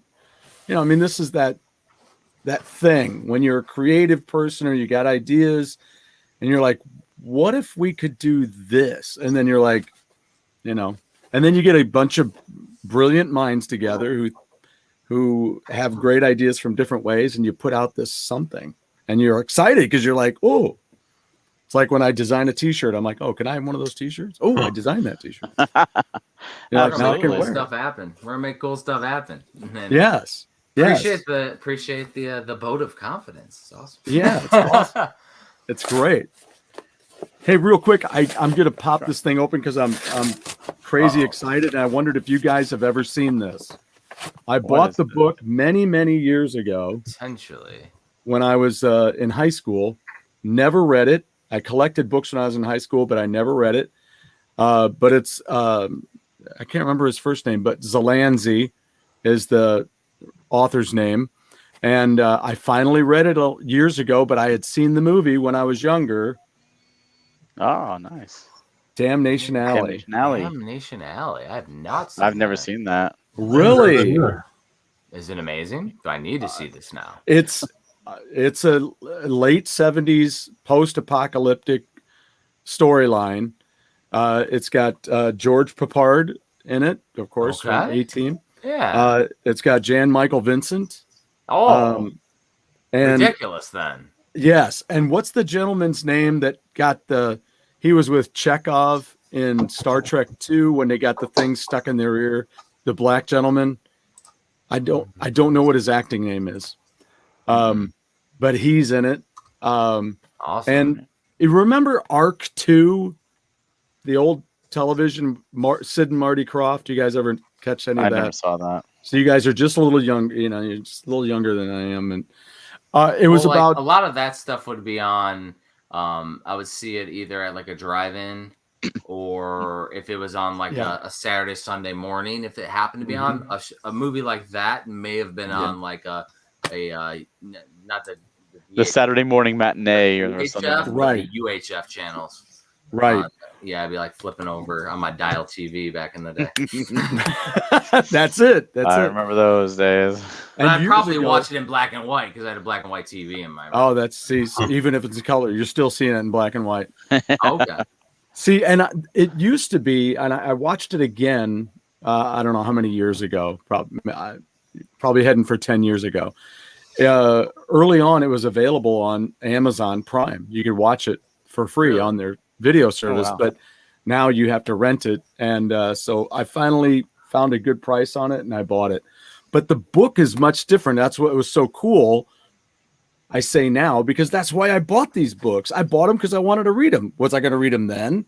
No, but I'm reading them now. Yes. Nice. And having fun because I saw the movie years ago, but the book is so different. The movie doesn't even talk about what their main adversary was in the book.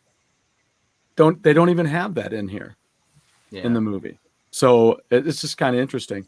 But yeah, check it out. Damnation. There was a lot of times where the book always has way more details. And I mean, you're talking video games. You're talking Ready Player One. The book had so much more than the movie. Like the book was amazing. Well, that's also because when you deal with a movie, the director has this wide pan camera, maybe of a room, but when you have the book, the author can really direct your attention. For example, you could say, John walked into the room and to his right was a framed photo of him and his deceased father, and then you could see the dust was still on it. It hadn't been touched in a while. And then when adapting to a movie, they could absolutely put that photo there, but if the scene just shows John walking in, your attention isn't on that photo. It's but there. Ready Player One, they had 2 challenges per thing, and they only did 1 in the movie. So I mean, it was that's a whole different ball game. I'm just talking. One of the others. You have a whole antagonist that's in the book that's not in the movie, like Allie. Look at what they did to Hitchhiker's Guide to the Galaxy. I mean, they changed that whole movie. I haven't even watched it, so they changed it. Well, and that's like Kick-Ass is the same way. I told a friend of mine who hadn't read the graphic novel and hadn't seen the movie. I'm like, dude, just do yourself a favor and just watch the movie first. Ready Player One, it's the same thing. If I had known ahead of time that it was going to be so different, I'd have just told people, do yourself a favor and just watch the movie. Let the movie exist for itself. Unless you can, we all think differently, right? Mm-hmm. We all watch things differently. We all have different opinions. Rise of Skywalker is a huge one on our show. I won't even watch it, but when it comes to some of these things like that, some people don't care. You have the people that can read the book, like myself, watch the movie, and go, "Wow!" And they're like, "What'd you think?" I go, "I don't even know," because it wasn't the book. So much so, correct, that I was distracted. I didn't even know where I was. I didn't know how to like it because I'm kind of critical on certain things. So I didn't even know where to start. Luckily, like sometimes I don't remember what I ate for dinner last night. So like I waited a while between reading by the time I watched the movie, I had read the book years prior. So I forgot a lot of those minute details, but I remembered the damn challenges.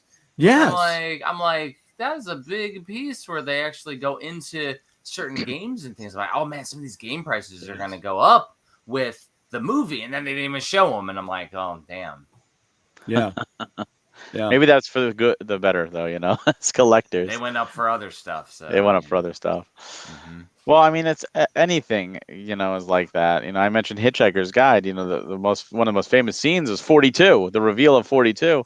And if you read the book, it's so well done the way Douglas Adams did it, and then you watch the movie, it's like so anticlimactic, and it's like that's like they're just like, oh, it's 42, and like if you read the book, it's like, are you sure you want to know the answer? And no, maybe you really don't. You're really sure? Like they do this whole build up thing, and it's so different, and it loses all its context. Right. Well, and I told my friend about Kick-Ass. I said just let the movie see the movie first, let it exist as it is, because the movie's got a Scooby-Doo ending, and the graphic novel does not. Oh, see, I haven't read the graphic novel. Yeah, I like Kick-Ass. I like them both. I like the book and I like the movie. I didn't like the second one so much. It just was a little. Yeah. The second one wasn't as good. No. I was expecting more Jim Carrey. I was really shocked at how short he was in that movie. Right. Yeah, I thought he was pretty cool. I was like, wow, this is cool. But there he goes. Yeah. Bye. But yeah, Ready Player One. I need to read the second book still. I haven't read that yet. I have the second book. I haven't read it, but I like the movie and the book. I read the second one. Not as good as the first, but I mean, first book was amazing. I don't know if they're gonna translate it into to a movie or not. There was a huge section on Prince, like really long section on Prince. Oh, is that right? Okay. Yeah, like they went to All right. Prince World, and there's multiple princes from every era. It was just very long. Wow. and John Hughes World and other stuff like that. So, Wow. Interesting. yeah, it went a different route than I expected. A lot less video games, more pop culture. Yeah, and that book, whereas the movie took only a short amount of time, the book was years. Yeah.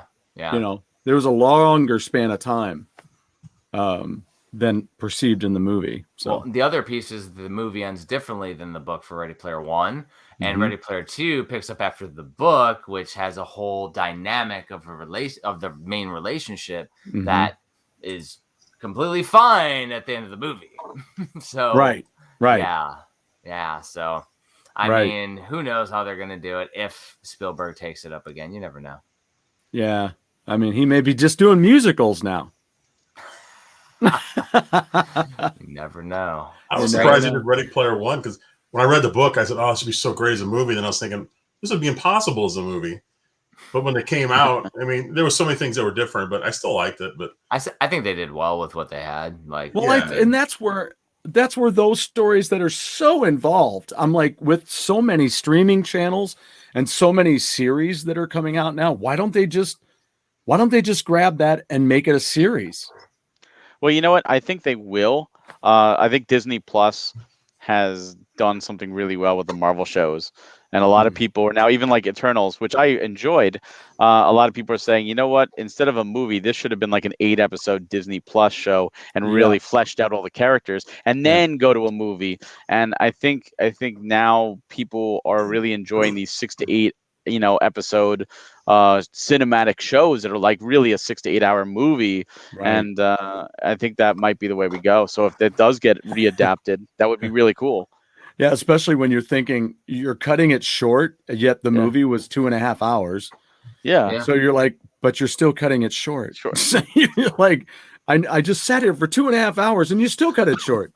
Well, it's like Dune. I mean, right? Dune is such a huge book, and the movie literally is part 1. It's 2.5 hours, and like it just cuts off like in the middle. It's like done. I mean, they could have just taken Ready Player One and gave us Pixels too.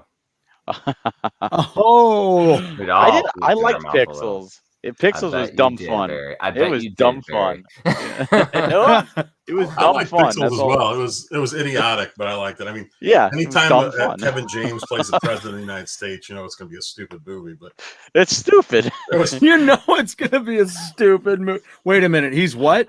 Oh, that's a president. stupid movie. Paul Blart is the Paul Blart from Mall Cop to President. Boom. I think I got that right because there was 2 Segway Mall Cops movies, and I think I got the right movie. It was Paul Blart. I think I got the right movie. I enjoyed There's that two. first Paul Blart. I thought that was fun.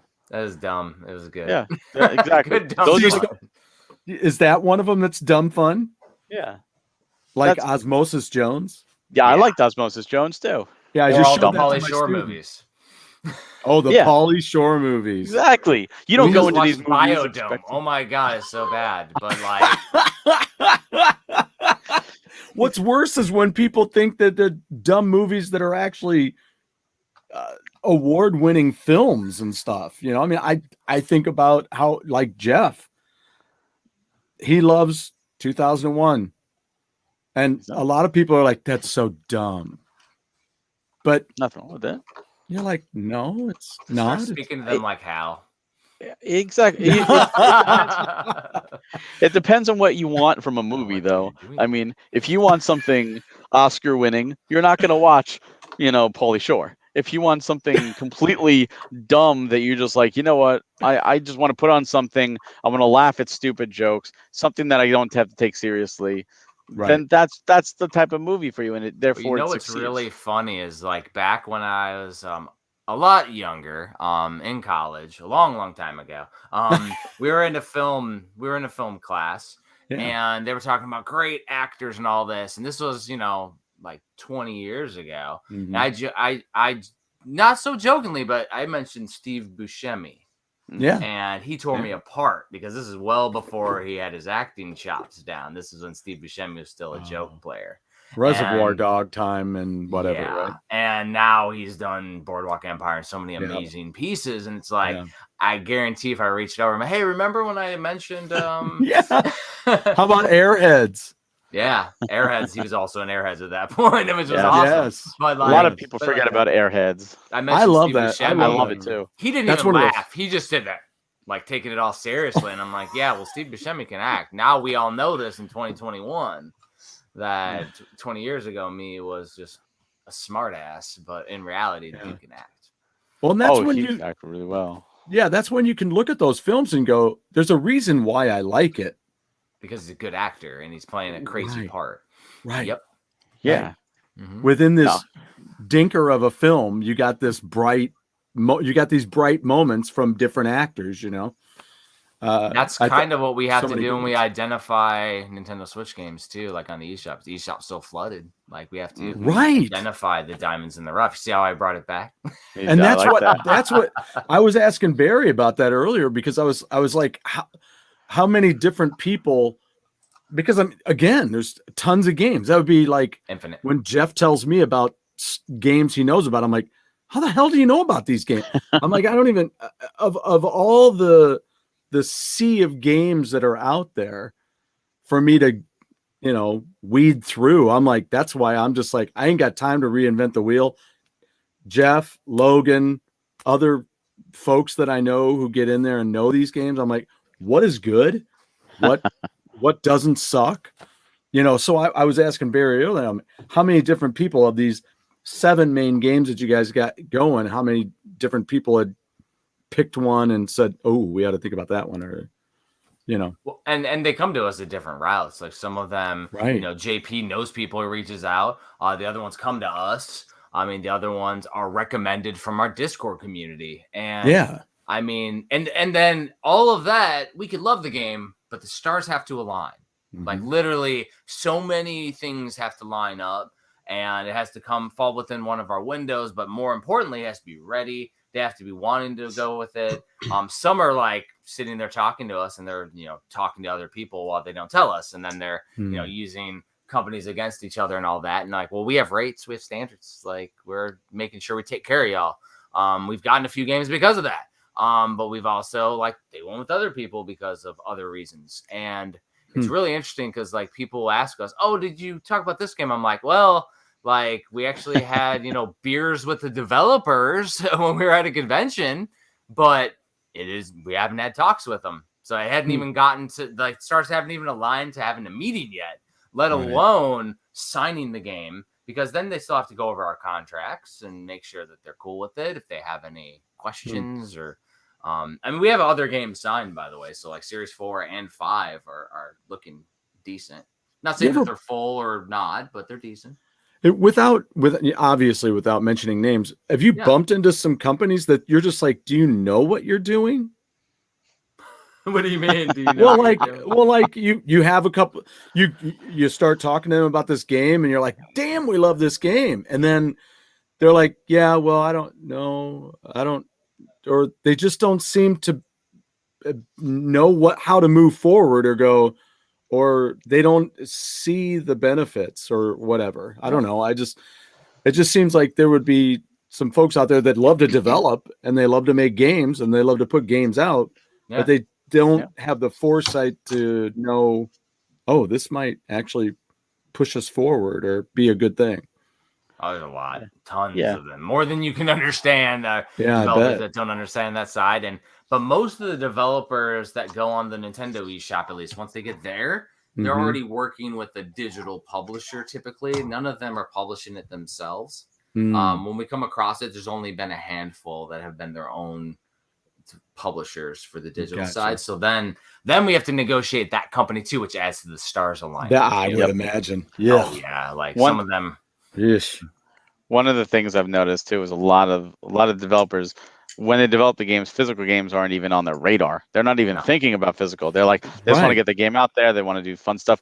Like Cathedral is just, hey, we're doing this as a side project after work, and we're having fun with it, and you know that we're not even ever imagining. They never even thought that they would be worth a physical. Yeah, I mean, and you got to think about it when you're developing for the Steam ecosystem and the Switch ecosystem, they're huge. They're flooded.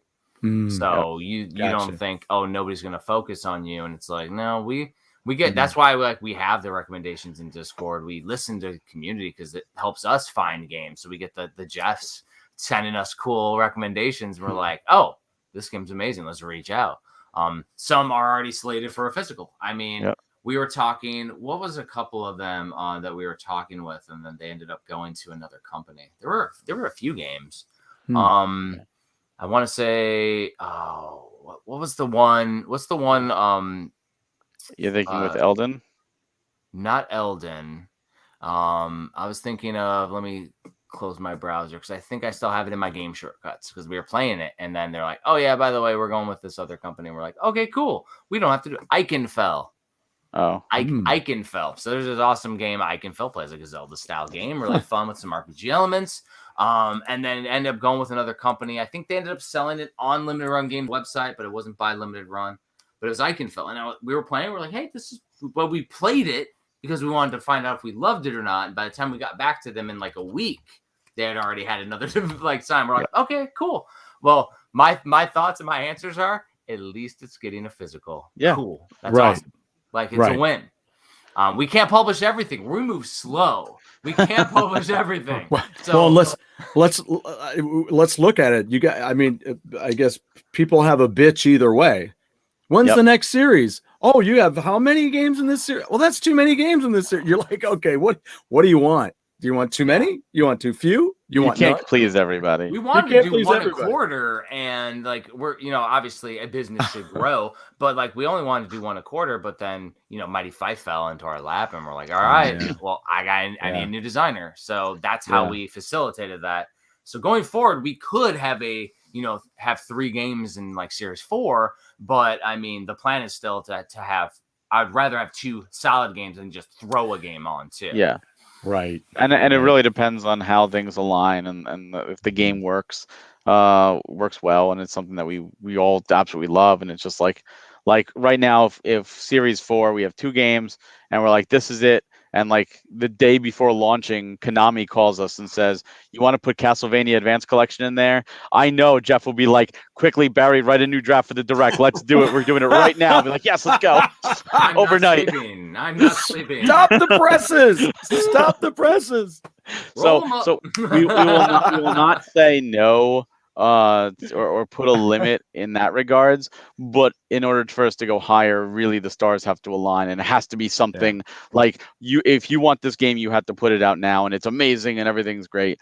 Then sure, we'll do it. But like Jeff said, and like I said earlier, like we don't view other companies as competition, and if another company does the physical of a great game that we would have loved to have done, then great, we will just purchase it for our own collection, and we're happy for the developer because now they get a physical out there. Support other companies, Signature Edition Games right here, Alex Kidd. Oh yeah, there you go. Barry buys everything, so he don't count. I don't count. Literally buys everything. Look, here's one print games. There you go.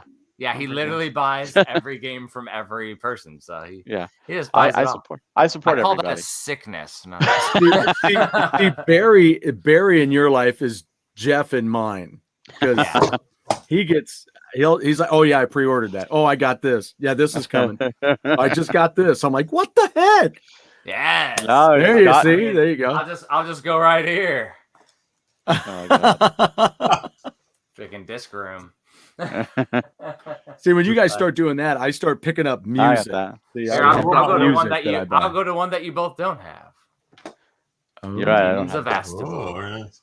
Yeah, Sega Genesis game. I thought Jeff was gonna go. Nope, got it. If he did, I would have been like, hats off to you. I'm not even wearing a hat. No, that's a Sega Genesis style Castlevania game. Amazing. It's getting this. I'm pretty sure it's getting a Switch port.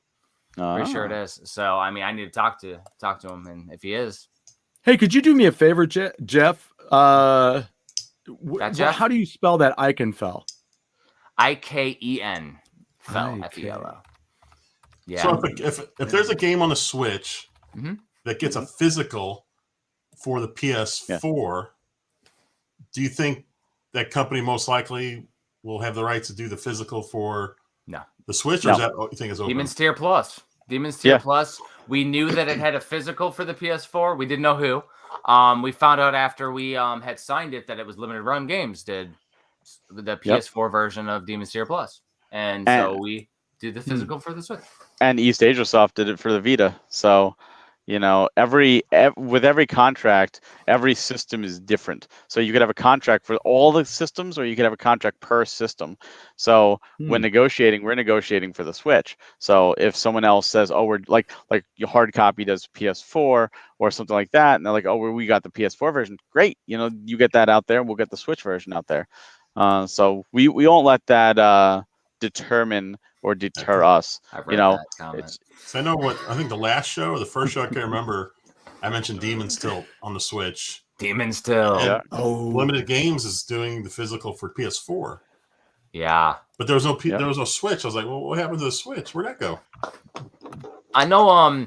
At one point JP was saying that would be my hidden game on the Switch, but in reality, like, we got to look at 5,000 copies as well, and we're like, so that's a niche thing. Like doing 1,000 on PS4 versus doing 5,000 at the Switch, which the costs are a lot more. Like, it has to be like crazy. And Demon's Tilt's cool as hell. I mean, I have a pin Switch, which I can actually play pinball and put my Switch in a little contraption to have it sitting up here.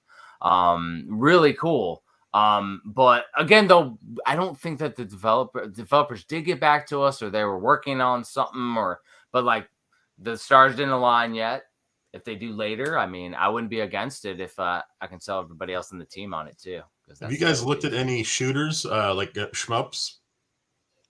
yeah, we did. There's a Yeah. ton. We looked at a couple. And, we've and played that a bunch. community is, crazy. They'll buy a shmup in a heartbeat on the cartridge. Well, I used to love shoot 'em ups. I've actually progressed to more Metroidvanias. Surprise. But I used to be a huge shoot 'em up fan. I just think my dexterity on the thumbs isn't as crazy anymore. It's one of those things where we won't turn down any genre. We'll give every game a fair shot, even if it's not our comfort zone, not like our cup of tea. Well, we want to give every game a shot, and we have a thing where there is a game we turned down, Barry, that was a shoot 'em up, and it's getting physical. Oh, is there? Which Earth one? Atlantis. Oh yeah. That Earth Atlantis. We played it, and we were like, well, we're not 100%. Like, we didn't have a unified front on it. Like, I thought it was kind of cool. I think JP was like, or Barry was, somebody was lukewarm in it, and it was before we had the actual team members. It was too. shorter. It was it's a short. shorter experience. So we thought about it, and we're like, is this? Because again, we have to do 5,000. And it has maps too, so you kind of like travel around, free travel in it. It's not just a standard. It's a cool artistic it style does too. I think if we would have done it too, we would have put both games on one cartridge. Because I think there's a second one. I think. Is there? I don't know about a second. I thought they were talking about doing a sequel, and we're like, well, maybe they were. Do it. I think that's what we told them is if we sign it, we want to put 1 and 2 on one cartridge as the multi-application card, like we did with the Awesome P games for Series 1. But that's one of the things is when a game we look at, we all have to play it. We all have to like it too. So say I like it and JP likes it and Jeff's like, and then we have to try and sell him on it, and we will absolutely try out every game that's presented. And we found some games where we're like, we're probably not going to like this, and we wound up really liking it. And others where we're like, oh, this looks amazing, and we're like, this isn't as good as we had hoped it was going to be. So those happens. actually hurt too, because then the developer's like, well, what's wrong with my game? We're like, well, nothing. But like we have to explain to them about like marketing and sales. Yeah, and I think a lot of people don't realize. They're like, oh, you could put every game out on the Switch, but moving 5,000. The way I'm doing it, it's not even the 5,000. It's like I'm putting in hundreds of hours in each title. Like, you gotta love it. Design. Like, we gotta love it. I'm not gonna sit there and stare at this game for 100 hours building something amazing if the game is not inspirational for me. Yeah. Right. Everything it's a passion. I mean, everything's a labor of love. Every what's crazy though is that like the more and more that we play Mighty Fight Federation, the more it grows on us, because like we initially played it and we were thinking, oh, okay, it's a pretty cool fighting game, and then we start playing it more, and like if you go through the actual tutorials and see all the combos and the parries and all the craziness that has to it, it's like it's really deep and it's really fun, and you can just pick it up and play, or you could really get into it, and then you get to do that as Toe Jam and Earl or Miriam from Bloodstained, or like ridiculous, like never thought we would have a title associated with so many IPs, like known IPs. Oh, it's amazing. Just to have that, but like you said, a lot of it is just pick up and play. I mean, there's so many games out there where your first initial impression may be like, it wasn't as good, and then you start to really get it, and you're like, suddenly like, I can't put this game down, and you know that was the example. Like at first it was like, oh, you know, it's fun, and then it hit me. And once it hit me, I was like, I can't stop playing this. This is just so much fun. I wanted to get my friends over just to play multiplayer, like local multiplayer, because we used to do that with Power Stone 2 all the time with the 4-player craziness. And, you know, hopefully with this pandemic, we're going to do it after. Yeah. But it does have online play, and it has cross-play. So it does connect with the Steam. It connects with the PS4, the Xbox One. All those versions will play with your physical premium edition Switch version of the game, which is great. To me, that's crucial, because when it's online only for Switch, it's kind of hit and miss sometimes. But when it's Steam, especially when it's Steam, and then you know the other ones, then that's great, because chances are you're going to find a match. It also has rollback netcode for online, so for online fighters, that's really important. And again, you can play completely offline or completely online. The option is there for you, but I love the fact that the crossplay is there, and I think it's our first title with crossplay, which is really cool. Yeah, I gotta laugh at the crossplay, because I bought Battleship on the Switch, and it has online. The game, they have like a new version of it, and it's actually really good, but it has crossplay, which I didn't realize till I bought it. But I don't care what time of day or night I go on, it's like boom, there's a match. I found out that it's crossplay with mobile, so there's always somebody on playing, and that's awesome. Which makes it takes it from okay to really nice. So you can always get on and play. Yeah. The only game I play with crossplay is Minecraft on the Switch. My daughter has it on her PC on her laptop, and then I can sit there on my Switch and play. And we can load up our original game that we played when she was really young, where we built a village. And now we can like play together in the original village, and she gets nostalgic over it now that she's almost in 5th grade. Oh man, that's fun stuff. Like she's getting nostalgic over video games that she played a few years back. It's like, I will play that, and I never got Minecraft. I just do the build mode and build Legos essentially. Just anything else. Ask me about. I bought Minecraft. Ask me about that today. I think maybe it was alpha, and I played it, and I was like, I don't like this game at all. But I said, this is a great game. I can tell it's not for me at all. So I got it for my son. I gave it to my son. He loved it. My other son, he got a little bit older. I got it for him. I mean, they loved it. And it's one of those weird games. Like, I didn't like it at all, but you could tell this was going to be a big deal, because it was pretty awesome. The things you can do. It's just, I'm not one that's going to sit there and just build stuff all day. For me. Doing it with my little one, it was fun, and I never do it on my own. I would never play the game by myself. Well, and it's like I told my student today. I go, I spend way too much time on Animal Crossing already. I don't need another game like that. I don't do that either. At this point, I play our releases, which is actually a bad thing, because I have a giant backlog building up. Like my backlog is because the games I buy are games I want to play, and it was pulling teeth to get to the second or third boss in Metroid Dread, so we could talk about it in the playcast. And I'm like, well, I got to go back to Phoenotopia. Like that's I got to do it. And I work full-time jobs, so I don't have the time after work. Like, I was late. I was an hour into this because I was doing some family time. So yeah, it is what it is. Yeah, but it's a good problem to have, because we love all the games that we sign. So I'm absolutely going to get an experience out of it. And I know for a fact back in the day before Premium, I wasn't beating all the games I was playing in my backlog anyways. I was the king of 15 to 30-minute playthroughs and then never go back to the game again. And our games were playing to mastery, which is like great to be able to do that again. It's kind of like when I used to rent games back in the day. Renting NES games or Super Nintendo games on the weekend and playing them. Now I just can't beat them in a weekend. I playing them for months. These are definitely those games though that you're gonna want to master. You're gonna want to keep going, because they're just so addicting. Just the new exploration. It kind of like that first experience when you played Zelda 1, like back in the day.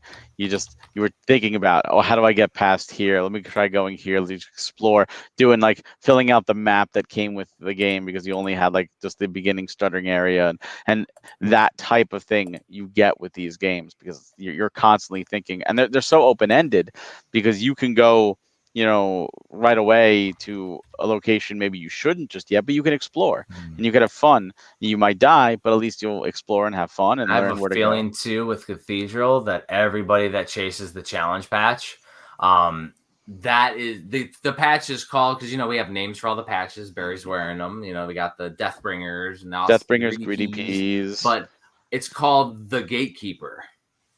Because there was literally reviews of Cathedral back in the day that said this is the type of game that programmers use to gatekeep gamers from being able to play their games. And so the boss that they specifically talked about, so there's your hint for what the challenge badge might be, is literally what you have to do for the challenge. But once you do that, and all three of us that 100%ed it in premium, once you get past that boss, the game opens up and you end up wanting to beat it because like your skills plus item and ability progression get to a point where you feel like a master. And it's not even the hardest boss by a long mile. It is not the hardest boss, but Nowhere it's like near. It's when you finally learn, oh, this is how I need to play this game and fight the bosses. Once you figure that out, it's like, okay, I can literally do this entire game, and you want to do all the things because it's so addictive and everything intertwines like in a magical puzzle. Bosses in this game are very much they're one of those where the first time you fight them, you're most likely going to die. You got to figure out what exactly to do. I beat one boss first time, and he was in the middle of the pack. So wow! There's a bunch of gargoyle bosses, but those the second or the third one I beat it the first time. Yeah, the gargoyles, which is the only repeat boss, they're not as challenging. They're all statues. Yeah, but when you get to a boss, it's really a puzzle. How do I defeat it? And sometimes knowing the solution is only the tip of the iceberg because then you have to execute it. And sometimes that execution is a lot easier said than done. But once you do it, you feel like top of the world. And it's not like Dark Souls punishing, ha ha ha. It's more like, oh no, I died because I screwed up one more time. I'm not making that same mistake, and you will master it. One more time for an hour. Yeah, one more time for an hour. Next time I got it. That was me. But that was awesome though. The game is very fair. Though, you can keep trying though. There's really no penalty outside of losing some money. So but if you're smart, you go to a bank before you fight a boss, deposit all your money, then go back to the save point right before the boss, and then you just keep fighting it. No loss any there. Yep. Yeah, so then you don't have to worry about losing any money because there's teleportation in the game. There are like teleport gates for Cathedral to help you out because it's a massive world. It's just a massive world. So it's a lot of fun, and I'm looking forward to people tackling that challenge. And what's cool is it's NES style graphics, like it really is. It's taken to the top. There's so much shine on it. It never could have been on the NES, but it's NES designed with those limitations in mind. And like Phoenotopia is like, I would say if like PS1 or PS2 did pixel graphics, like Art Adventures, like it's not Super Nintendo. It's like PlayStation era or like just amazing. Like it's an art. Our piece of art. That game is beautiful. Like, yeah, I just couldn't believe that developer. Like, I don't know if what his expectations were or what the deal was, but it was just like he was just so like disappointed in his own game that he put in like 6 to 8 years into, and I'm like, no, man, it's amazing. We're telling you, it's amazing. We will. Was that his first major game? Yeah, his first game. Period. Cathedral is actually, like I said, it's a passion project. So the team behind Cathedral, they worked 9 to 5. They came home and they were just working on this. One guy started it, and they got a couple other people, and it was just like one of those things where just having fun. And Phoenotopia was just Quang. Phoenotopia was Quang. No, but Cathedral was a few people, but it started as a passion project. Which is really cool. They were asking about Phoenotopia, though, Barry. Oh, Phoenotopia is one. Barry's on that Cathedral. I'm still on Cathedral because it's such a good game. Yeah, but Phoenotopia was like literally his his game, his baby for 6 to 8 years. And Mm-hmm. I mean, it's the same thing with Robot Named Fight. Is like Matt worked on a bunch of stuff beforehand, but that was the game he wanted to do. So he actually like stopped the presses and started doing that game exclusively for a while. And I covered that all in the guide whenever it ends up shipping. You'll be able to read the story, because we did a developer's journal that we added from it, because before we just did an interview. Instead, in the back, I put a whole developer's journal, which once the guide ships, I actually have a 3-part interview series that I did with Matt that we're going to upload as well. I'm saving it for when we ship the guide out, because I don't want to like spoil it all now. And then it's like, all right, months later, you get the guide. But he like goes into depth on all the cool nuance inspirations behind it. So like Fight's another awesome beast. And then like Phenotopia is the same deal, where you have these, I call them genius programmers that just go above and beyond. And I don't know how you interweave a narrative like that when like you can put in 100 hours in this game. Like normal people will beat it in like 20 to 30 hours, but that's a lot of time for an adventure game. Yeah. Like what the heck? Like I'll probably end up putting 100 hours into it, because I get lost. And I I don't don't go to guides. I do not go to guides. That's why Dread, I couldn't get far, because I refuse to use online resources. I think he was saying Utopia was like they did speed runs in like over 8 hours. It was like the speed run time. People that mastered the game. And that's mastered. Wow. Like that just gives you an idea of the length of the game. See, I don't know how to think about myself, because I am that guy that I'll just go, if it's a game sometimes that I've had for a long time and that's older, I'll just go out there and look, because I just can't stand getting lost, and just I'm the guy that asks for directions in real life. I'm the Oh yeah. I'm like, There's nothing wrong with that either. I'm the No, same. and that's where sometimes I just wonder where that lands, because again, we don't need to give a rip about what anybody else thinks, but at the same time you're like, shut up. You're just like, I'm just a guy who wants to play a game. I love playing games. I love doing shoot 'em up games. I like going through my adventure, and if I just want to get from point A to point B and somebody's already done that and I can watch how they did it and then just do it. I think with the Cathedral, you will probably be able to beat the game without actually using a guide, outside of maybe if you need assistance on a boss. I think the whole game you can get from point A to point B without really using a guide. However, if you want 100%, there's unlocks. Yeah, there's a map.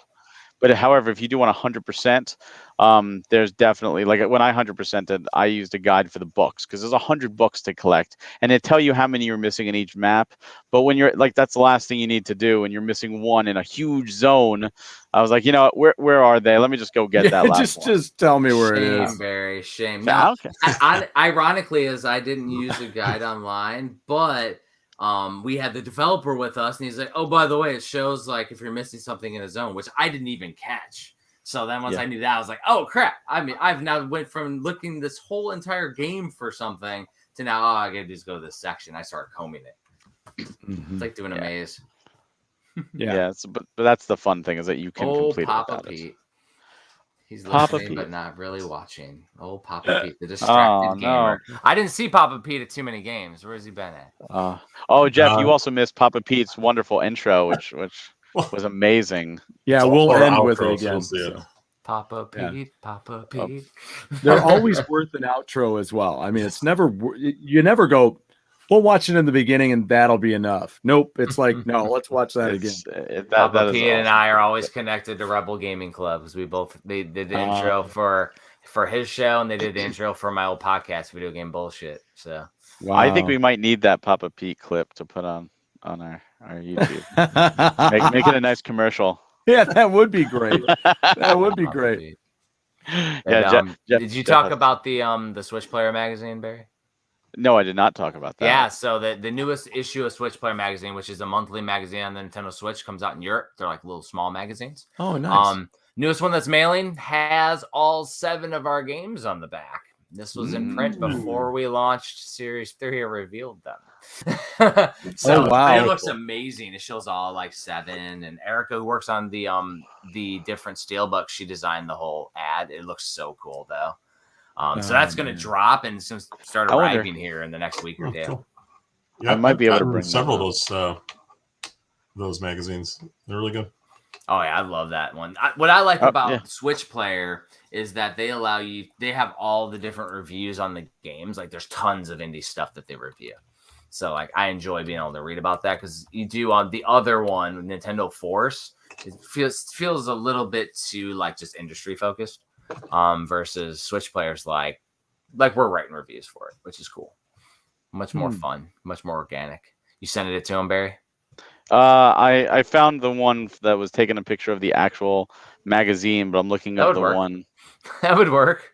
Picture of a picture. It was a picture of a picture, but I was trying to look for. I have the digital one on my computer, but yeah, I have that. The other one right here. So Jeff, did you sign up for that subscription online? There's. Oh yeah, look at that! Wow, all 7 games. Oh, very fun. Very cool. Very cool. I think Switch Player is that. It's out of the UK. Is that a Kickstarter? Like every month you can. They did a Kickstarter, I want to say a long time ago, but now I think it's just on Patreon and you just subscribe and it's that's what it was. Yeah. It's Patreon. It's maybe $10-$13, maybe at the most shipped for in a magazine every month. And if you go buy Retro Gamer at Barnes & Noble, it's like $30 a damn magazine now. So to me, it's like no brainer, like absolutely going to support. And, they were like, they offered, I think JP the opportunity to get some ad space. And he asked me and I'm like, yeah. Like, why do we want to like, they did an interview with me like a long time ago when I was doing the Switch Player or the first Switch Collector book. But since then, like, I mean, I think they've talked about super rare games before. But yeah, they're gonna do some premium issues. I don't know how many we're doing or what we're doing with it, but I thought that article or that ad looks so cool. Like, that's how we do it, though. We did a Sega Genesis looking one, Sega Genesis hockey based one for Super Blood Hockey, because of course NHL 94. You guys are embarrassing me, Pete. It's true though, Papa Pete. That was amazing. I didn't know that was coming. So I'm listening to the music and all that stuff and watch. All of a sudden that comes up. I'm like, what? This is amazing. Oh my God. That's awesome. Jeff's missing it. He does this every week for us. I think Jeff, when you see it, we need. Pete, were you shirtless in it? Is that what happened? Yeah, he says, I am. That's what I read. He answered me. Well, and he could have been not wearing pants. I mean, I'm not. No. As he stands up. As I stand up. Please I did do one of these. Oh, wow. I did a perlers. My daughter and I do perler beads every once in a while in the garage. So I made one of the cathedral. Next one I'm going to do is cool. Phoenotopia. Very nice. Phoenotopia next. Yeah, that's what I like about doing pixel art stuff. Now, Mighty Fight Federation is our first non-pixelated game that we've done. Like, it's our non-retro pixel.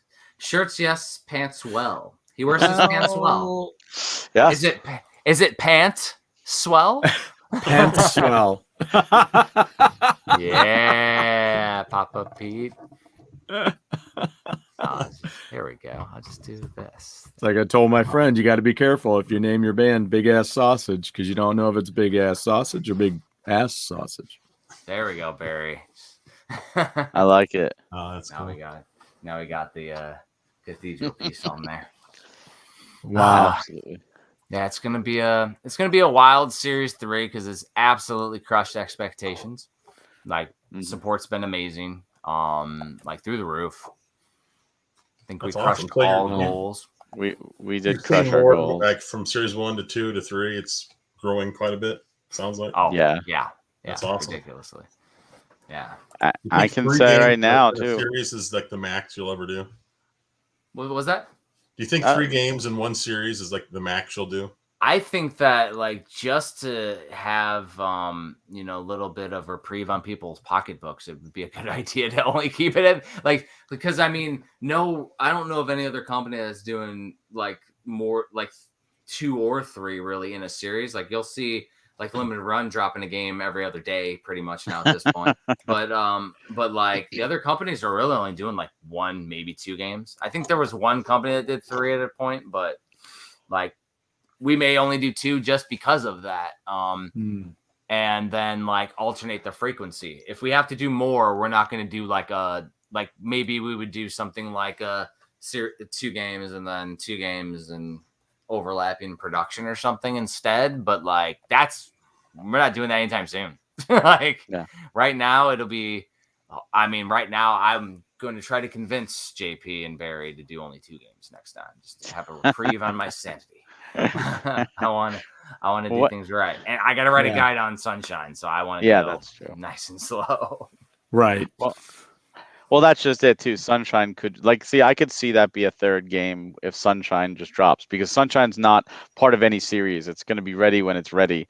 But if we already have a series coming out and then Sunshine's there, I could see that being a 3rd game added on to an existing 2-game series. Series Sunshine. Absolutely. We lost Stu. Stuart's gone. Stu went bye-bye.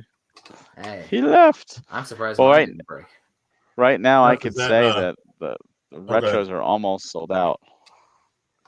So On Series 3. Series 3 retros are very low at this point. They're getting there for sure. If you want those orders in, get them in, because there's no guarantee there'll be any there tomorrow. Welcome back, Stu. Hi, yeah, I was trying to get into Switch Player, and it threw the system off. All of a sudden, I was kicked out. I'm like, wow. So Papa Pete, you're planning on going to Too Many Games in June? Is that Too Many Games? Because we're absolutely signed up for Too Many Games for next year. We pre-reserved Too Many Games. So yeah, I'm gonna. I have never been. I'm gonna try to go next year as well with Pete. Yeah. So there are a ton of different types of conventions out there, like styles. Too Many Games is what I call a buyer's convention. There are games everywhere to buy. Like literally, it's too many games. And then the after party. So prepare yourself, because like they have live bands playing metal, a lot of video game cover stuff, and then they have these after parties that everybody just gets together and has drinks. So like, the band Rex Viper that has the Angry Video Game Nerd in it, and a bunch of guys, like we got to hang out with them after they played and just chill out and have drinks. Well, and Pete may or may not have pants on there, so that's more of a reason for VIP treatment for Pete. Thank you. And I thought I'd better throw that in for the after party ideas. So you know what happened the last time I saw Pete at a convention, right? Can we say it on here? Oh yeah. Yeah, okay. So I was running a panel on Hagen's Alley. Oh, now we lost Jeff. See, Jeff didn't want to hear the story. We wait for Jeff to get back so we can hear the podcast. Yeah, we'll wait until Jeff. He knows who he's traveling with. It may be. I wonder if it's got something to do with the weather here. I don't know what's going on in the weather, but it's weird that I went and he went. The weather is it stormy weather? Well, yeah, it was getting overcast, and what was really interesting about today is that I did not take my coat in with me to work because it was so mild. But I did have this thought as I walked in the building. I'm like, I wonder what the end of the day is going to be like. And sure enough, there was the wind chill had dropped it down into the 40s, I think. Oh boy. And I was like, ooh, okay, well, I'm feeling it now. 70s here and sunny. So. Oh, sweet. My wife's out in California right now. So yeah. She's it gets down to like 30 or 40 degrees at night, and that's about as cold as it gets, and then 70 degrees during the day. Jeff's back now. I can welcome back. There you go. Now, Jeff, go for it. I kept my story. I was like, I'll wait till you get back, so you know who you're getting in bed with, literally. I don't want to talk about getting in bed with people. At too many wait games, a minute. Okay. Wait a minute. Nobody, no pants in bed. Wait.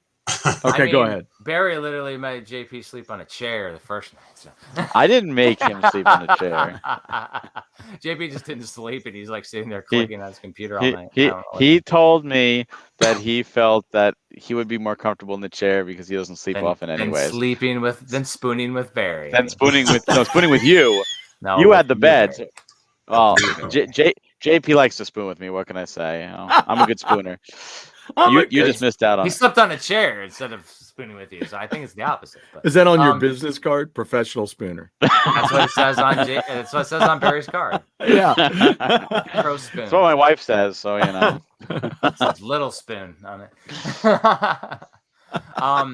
So the story of Pete. I don't know if Pete even knows. No, Pete knows the story. The story of Pete. So I did a panel talk. I would do a Hagen's Alley Books panel, and it was right about when I was doing my Super Nintendo book.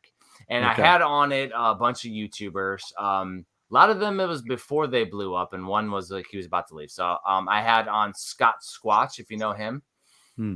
He's on tour with Korn right now. It's like one of the roadies.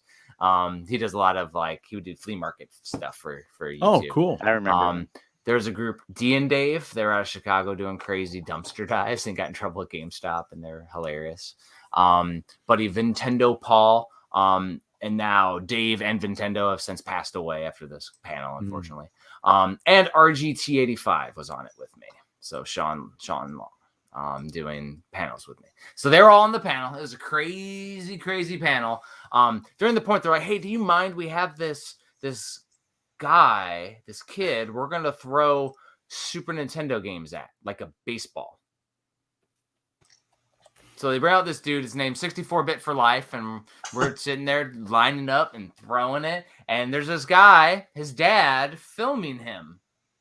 Papa Pete was filming us throwing Super Nintendo games at his son, destroying his son. He's like, oh, the corner of the cartridge was hitting his son. And it was ridiculous. And I'm like, who does that? And then Pete came by, Video Game Dodgeball. This is exactly what it was. And then he came by and he got the only copy of the complete SNES t-shirt that I made. I didn't even have one for myself. So he has the only shirt. He was wearing it the other day. Like the last time I think we were on this stream with y'all. I think he was wearing it, but he has the only one that I have. Pete, don't worry about the pants. Just put that shirt on and jump on the show real quick. Mm-hmm. Just make sure you're sitting down with the shirt on. Yeah, I mean, just wear the shirt over. Oh my God! If you can dodge a game cartridge, you can dodge a ball. That's what I think I said on the panel. It's up, but I only did an audio only podcast, so it's up on an audio only, which is so ridiculous to listen to without video. It's funny. And I think Papa Pete was recording it. He has to have that footage somewhere. We need to see this footage. That needs to be on our video next week. Mm-hmm. Yeah. That needs to be. We need the footage. We need the footage. Yeah. No, but that was my first interaction with Papa Pete before I knew he had a channel, because he started his channel shortly after that. Hold. Oh, is he gonna get that video? That would be great. No, I think he's telling you hold it. Yeah. Nailing him. Yeah, it was hilarious. They got bruised as hell, his son. Good Lord. Yeah, I know a lot of people from Too Many Games. I saw somebody was mentioning they also want to go to Portland. So we do have Portland confirmed for a convention, because I bought a table there 2-3 years ago before we had premium. I got a nice corner table before COVID. So yeah, so we absolutely have a table for Portland Retro Gaming Expo, which is, another one of those conventions you need to go to one time in your life, because it's just amazing. So CC Mental is this Norwegian? Yold? Are you going to yold that? Yeah, what's he asking you to yold it? You going to yold it? Could you just yold on a second? Yold. We'll yold on for you. He retracted the message because of the yold. Did he? His native tongue came out. Still see it there. Yold it. I love that. That's great. It's ridiculous. Yold on. Yold. Are you talking to someone? No, I'm on Yold. Would you hold on a minute? I'm on the Yold up a phone. minute. Shut up. Jeff, is your Commodore 64 hooked up at all? My Nintendo 64? Your Commodore 64. Oh, my Commodore. Yes. Yes, it is. My hard drive for it, though, is not a traditional hard drive. Let me see. It's one of these. So I have I think it's SD. Here, let me see if I can. SD2 IEC. This is There the you hard go. drive. It has an SD card in it. So it's SD to IEC. Oh, It interesting. has every single Commodore game on that one little card. And look, we Nice. can see that. We can see your knight a little better. Oh, yeah. Yeah, he's nice and big. Yeah, that's what she said. That's right. Oh, here's Now, Pete. ironically, I had people ask me if I was going to do a complete Commodore book, and there's like over 3,000 A games. Papa Pete's hanging out with no shirt on. Papa He Pete does with have the the shirt on. Yeah. Hey, of course. Papa Pete. There it is right there. Ooh, sexy it. Pete. So, Pete, do you have the footage of us? No, I was throwing trying Super to find Nintendo it there. I don't know where the places it is, to say the truth. So. He was drunk at the time. I made Just log in to see if it was on my phone or where it was, because I just don't remember. Oh, what is this? In honor of the Star Wars Holiday Special Anniversary. That's Papa right. Pete. Yeah. 43 years ago today. Wow. Today it Oh, aired. my Today, Oh my God. God, who knew at that time that they would make something again just as bad in Rise of Skywalker? You mean The Last Jedi? And not only that, they prequel it with another piece of shit called The Last Jedi. You know I what? feel like This they holiday made up special is for- going to get a prequel. I feel like they made up for themselves with Mandalorian. Oh yeah, There you Mandalorian's go. amazing. Oh, well, We can just get rid of that sequel trilogy and just watch The Mandalorian from now on. yeah. The one thing though, for entertainment's sake, I would still hold on to The Force Awakens because that was the popcorn get back into things, see old faces, but we had to deal with the whiny ass bitch called Kylo Ren. Oh, you love it when you know it.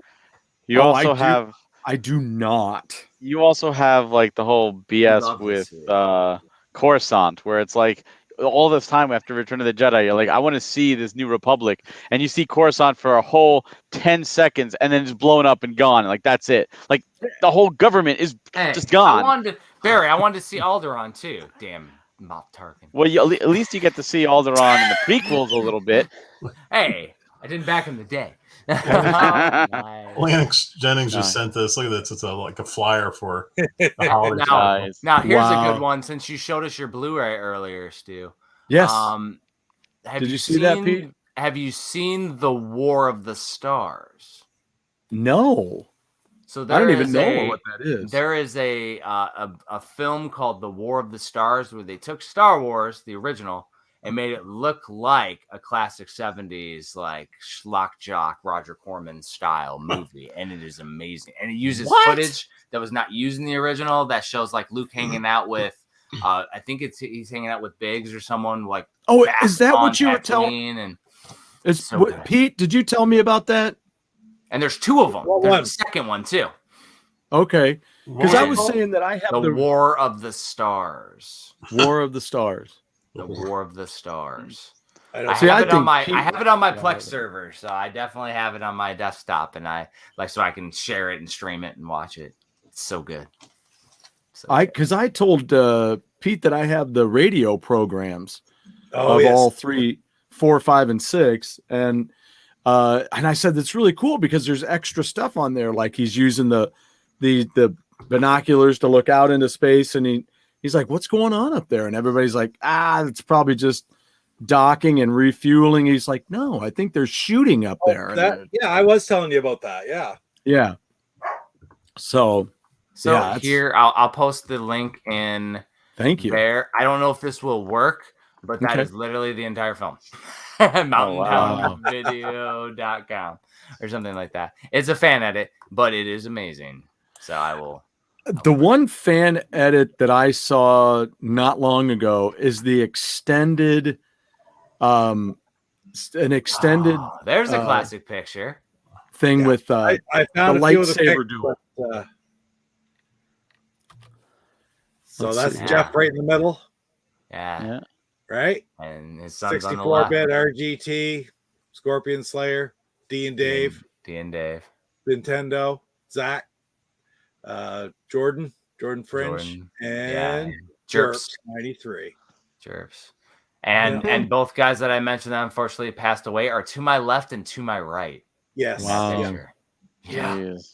That is crazy. You're a bad omen. There's the Thanks, panel. It's not really funny, but that's cool. And before they There's the started panel. throwing video games at him, there he was over the side. It wasn't a very big room. He had about 6 feet to try to dodge and they were pretty good. But he did have a Batman suit on while they were doing it. So He did put on a Batman suit when Of we course. started throwing and stuff. I'd have worn the Bat Cup for sure. Oh yeah, I don't think he had a cup on. That would have been essential. Yes. Holy Yeah, those Bat guys Cups. were all so nervous at the panel too, which was ridiculous. I was just like took over. And I'm like, I'm not even a YouTuber. Like I just make stuff. I don't know and talk about it. that was 2,000 sub RGT right there. Yeah. Yeah. Wow. Yeah. That was right after he started to get a little traction. Like he was doing some videos and he started to get popular. Yeah. That was so fun though. 5 That's years so ago. cool. 5 years ago. Yeah. 5 years ago. 5. Years ago. Yeah. Oh. You said 2007? That's 2016. Oh, 2006. I thought you said 2007. I was like, what? No, 2016. Yeah. Where's the Wow. time go? Yeah. That was when I started down the realm of Super Nintendo. There's a puppers. Jerry. Puppers. Ah, there's the flying Perry. puppers. Wow, almost didn't make it. Phew. Flying The puppers. puppers. Harry snuck in just in the last minute. That was flying too. Yeah, I don't know what my dog rarely barks, but she was barking up a storm earlier. I'm like, what's going on? That's why I had to mute myself for a second and get her down here. I think my And she daughter told was me all barking about out there. London was out there barking about something. Oh my goodness. Petty. Betty. Hetty. Oh, Are you on your old Betty? Yeah. Pete, don't you wish you knew where that video was right away? You could just pull it up. I wish. I don't know where it is. He found the photos, which is impressive in itself. Because Yeah. I don't even think I've seen that picture. Like I've seen the group shot, but I don't think I've seen the panel ones. Was that you taking the picture, Pete? It was, yeah. He's pulled up his cell phone. Classics. Yeah, it was That's ridiculousness though. And since then, now Nintendo told me that this crazy guy can make Nintendo games. Or at least make them physical.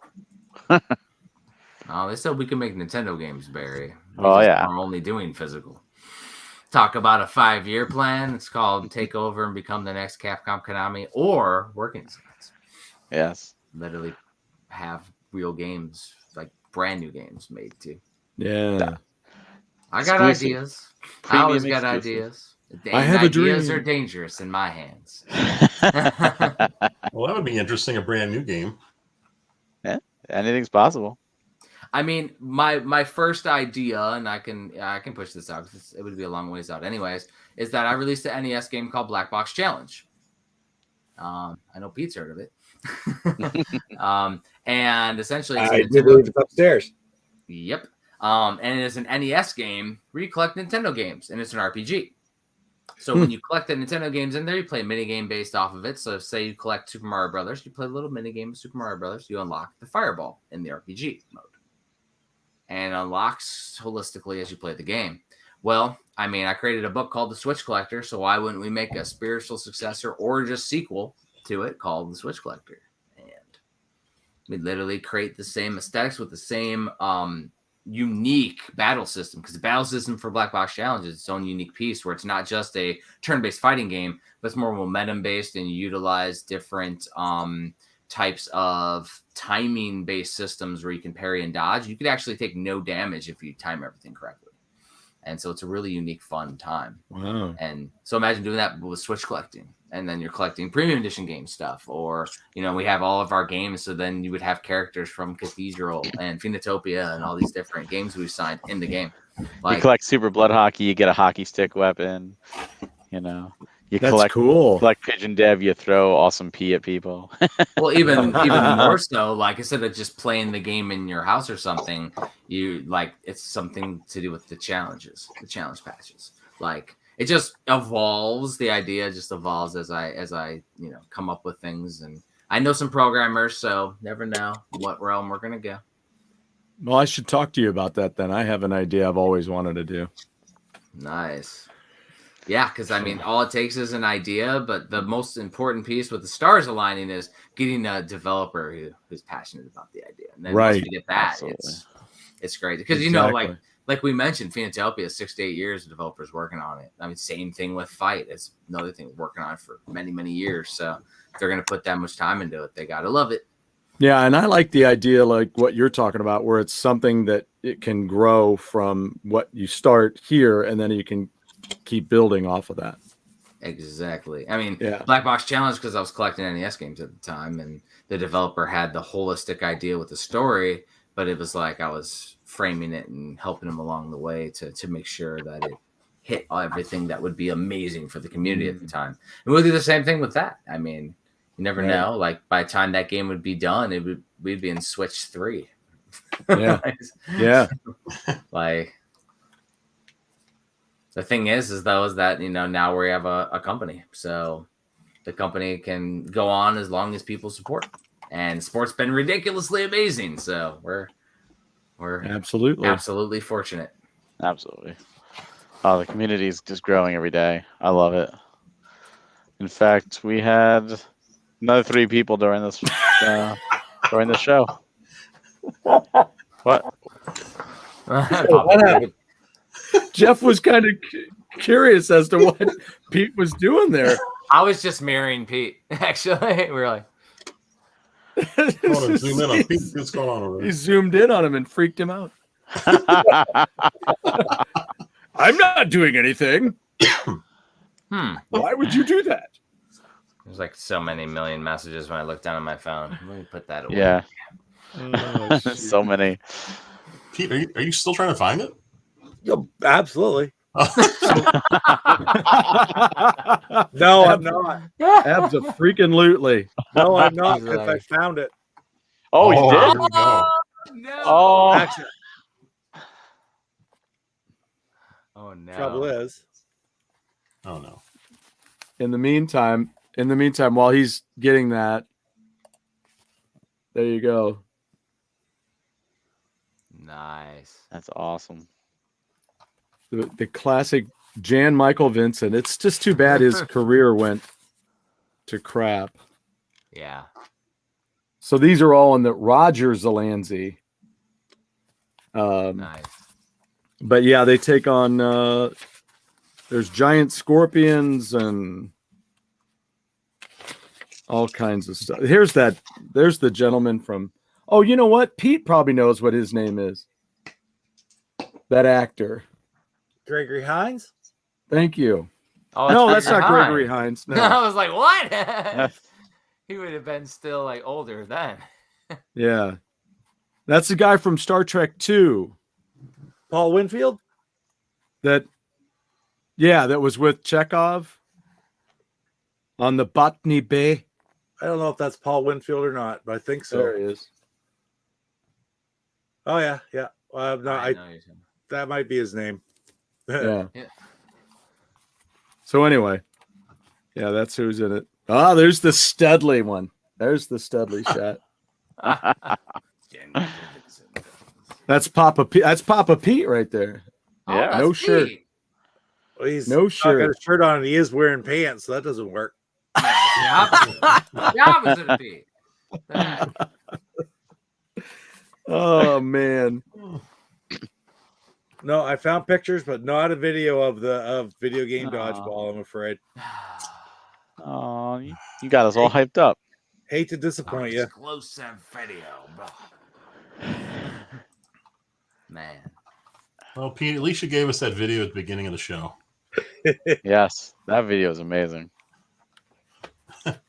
Well, guys, should we call it a night and play Pete's video on the way out? I haven't Yes. seen it.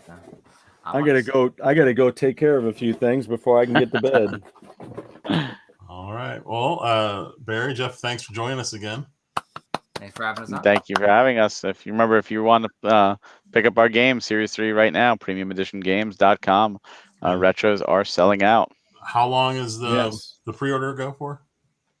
till So December for- 16th. Yeah, we have an open pre-order for our standard editions. We do have a limited amount of the retros, and as Barry mentioned, they're getting close. Like we were almost sold out yesterday, and now we've had a steady stream of sales today, and it's like any day it's going to stay unavailable, and we're going to get a billion messages like, "I was waiting till December." I'm like, "Yeah, dude." Don't wait. Do not wait.